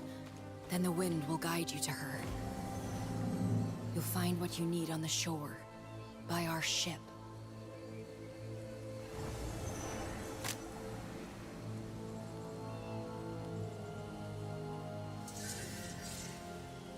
I didn't hear a thing she said.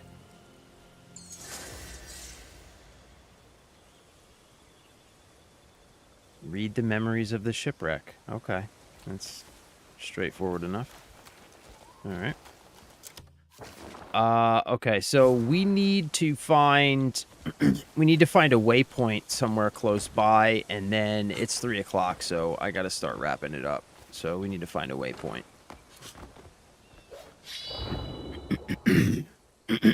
Excuse me.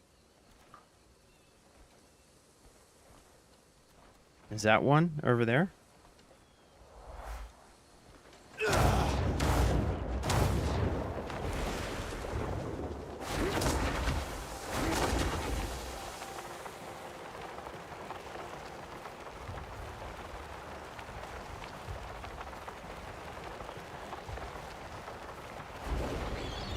Whoa.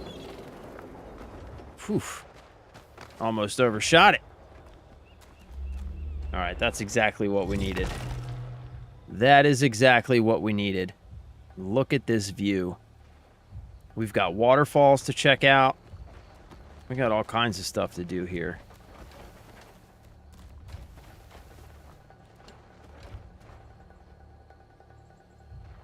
Wait, where are we? Oh.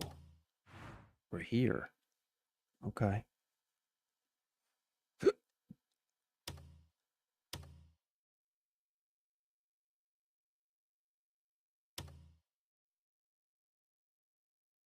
Shipwreck shore.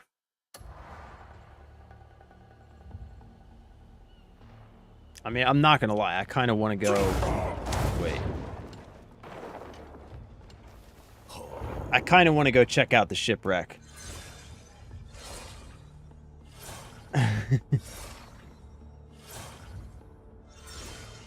Okay, so wait.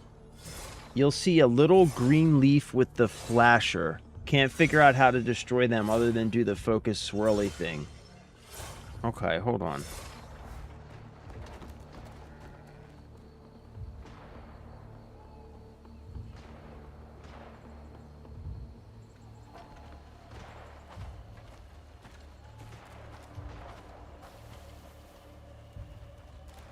Is it... I wonder if the bongos is just because I'm in hostile territory.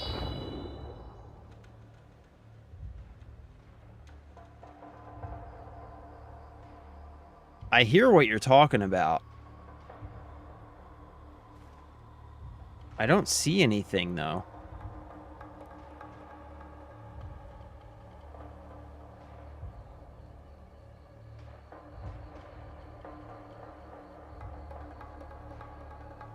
Yeah, like, I wonder if it's just because I'm in, hostile territory.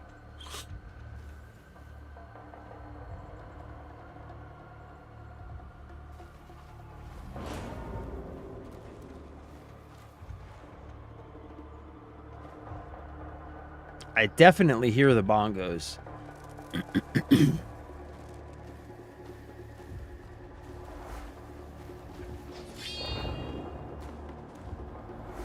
Yeah, I definitely hear the bongos. Yeah, I think it's just because I'm in hostile territory. All right, let's go check out this shipwreck, and this is going to be the last thing we do today.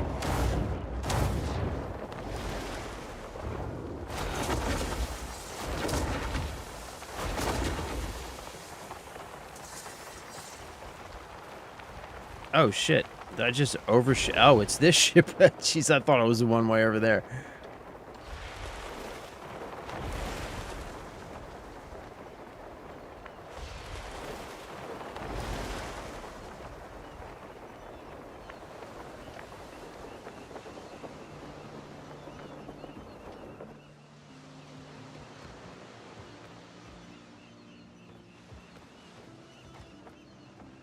Okay, there's something in here.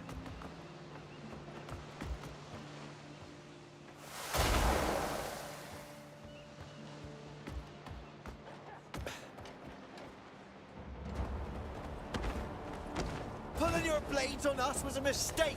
I'll make you regret it. Yeah, I kind of doubt that. But, you know. You worthless curs! Finish them!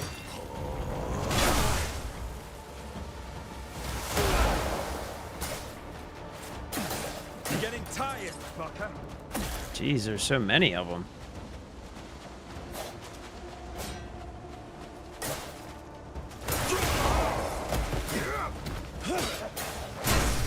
Pulling your blades on us was a mistake. I'll make you regret it.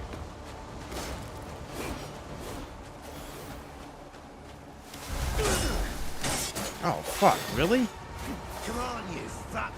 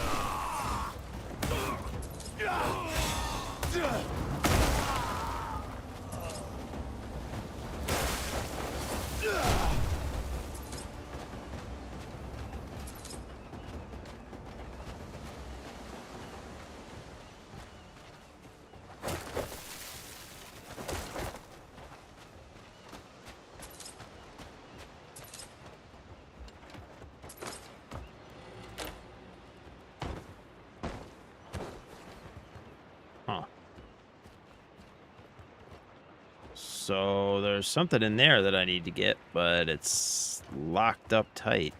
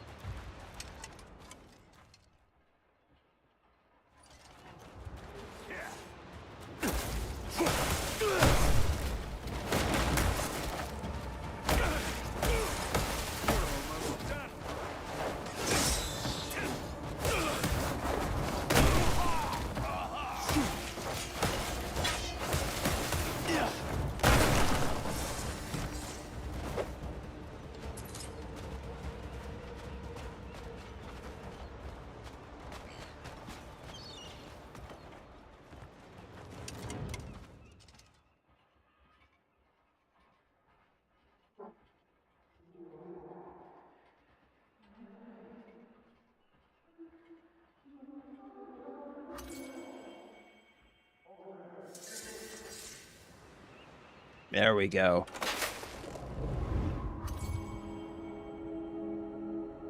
I'll just take a look around and be right back. My leg. My powers aren't working at all. Over there, look. There, get her. Don't touch me. Oh, these He wants her fucking alive. guys. That's an order. There should be another one. Find her. What? I came here alone. She's just a weak little foal. You was worried for nothing. Who hits a woman? You cowards. Every place inside out until there is. We'll take this You one back. freaking cowards. All right, get going.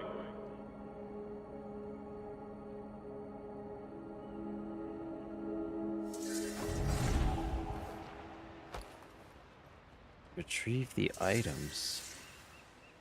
What items?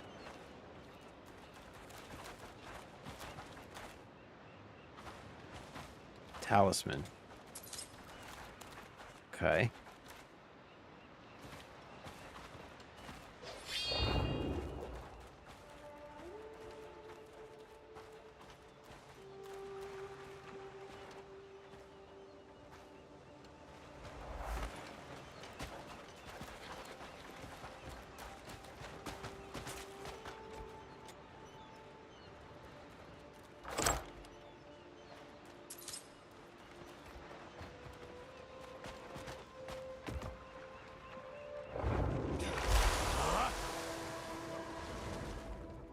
Holy smokes.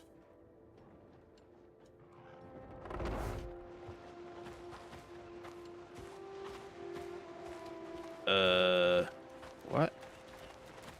Ah. Oh, shit. Fuck. God damn it.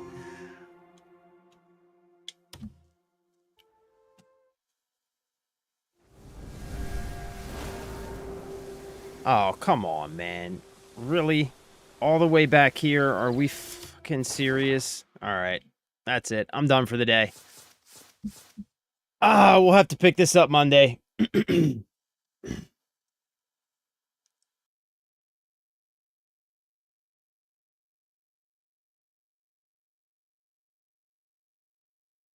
Yeah, I saw it pop up too. That's why I like kept walking around in that area, but I couldn't get it to pop back up again. I guess I needed to be on the ground.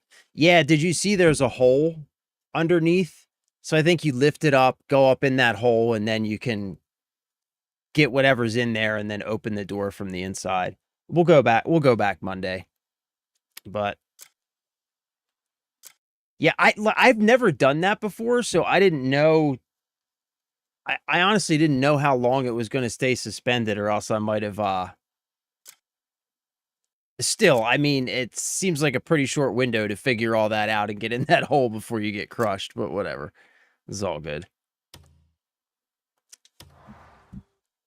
Yeah, that's going to be it for me for the day.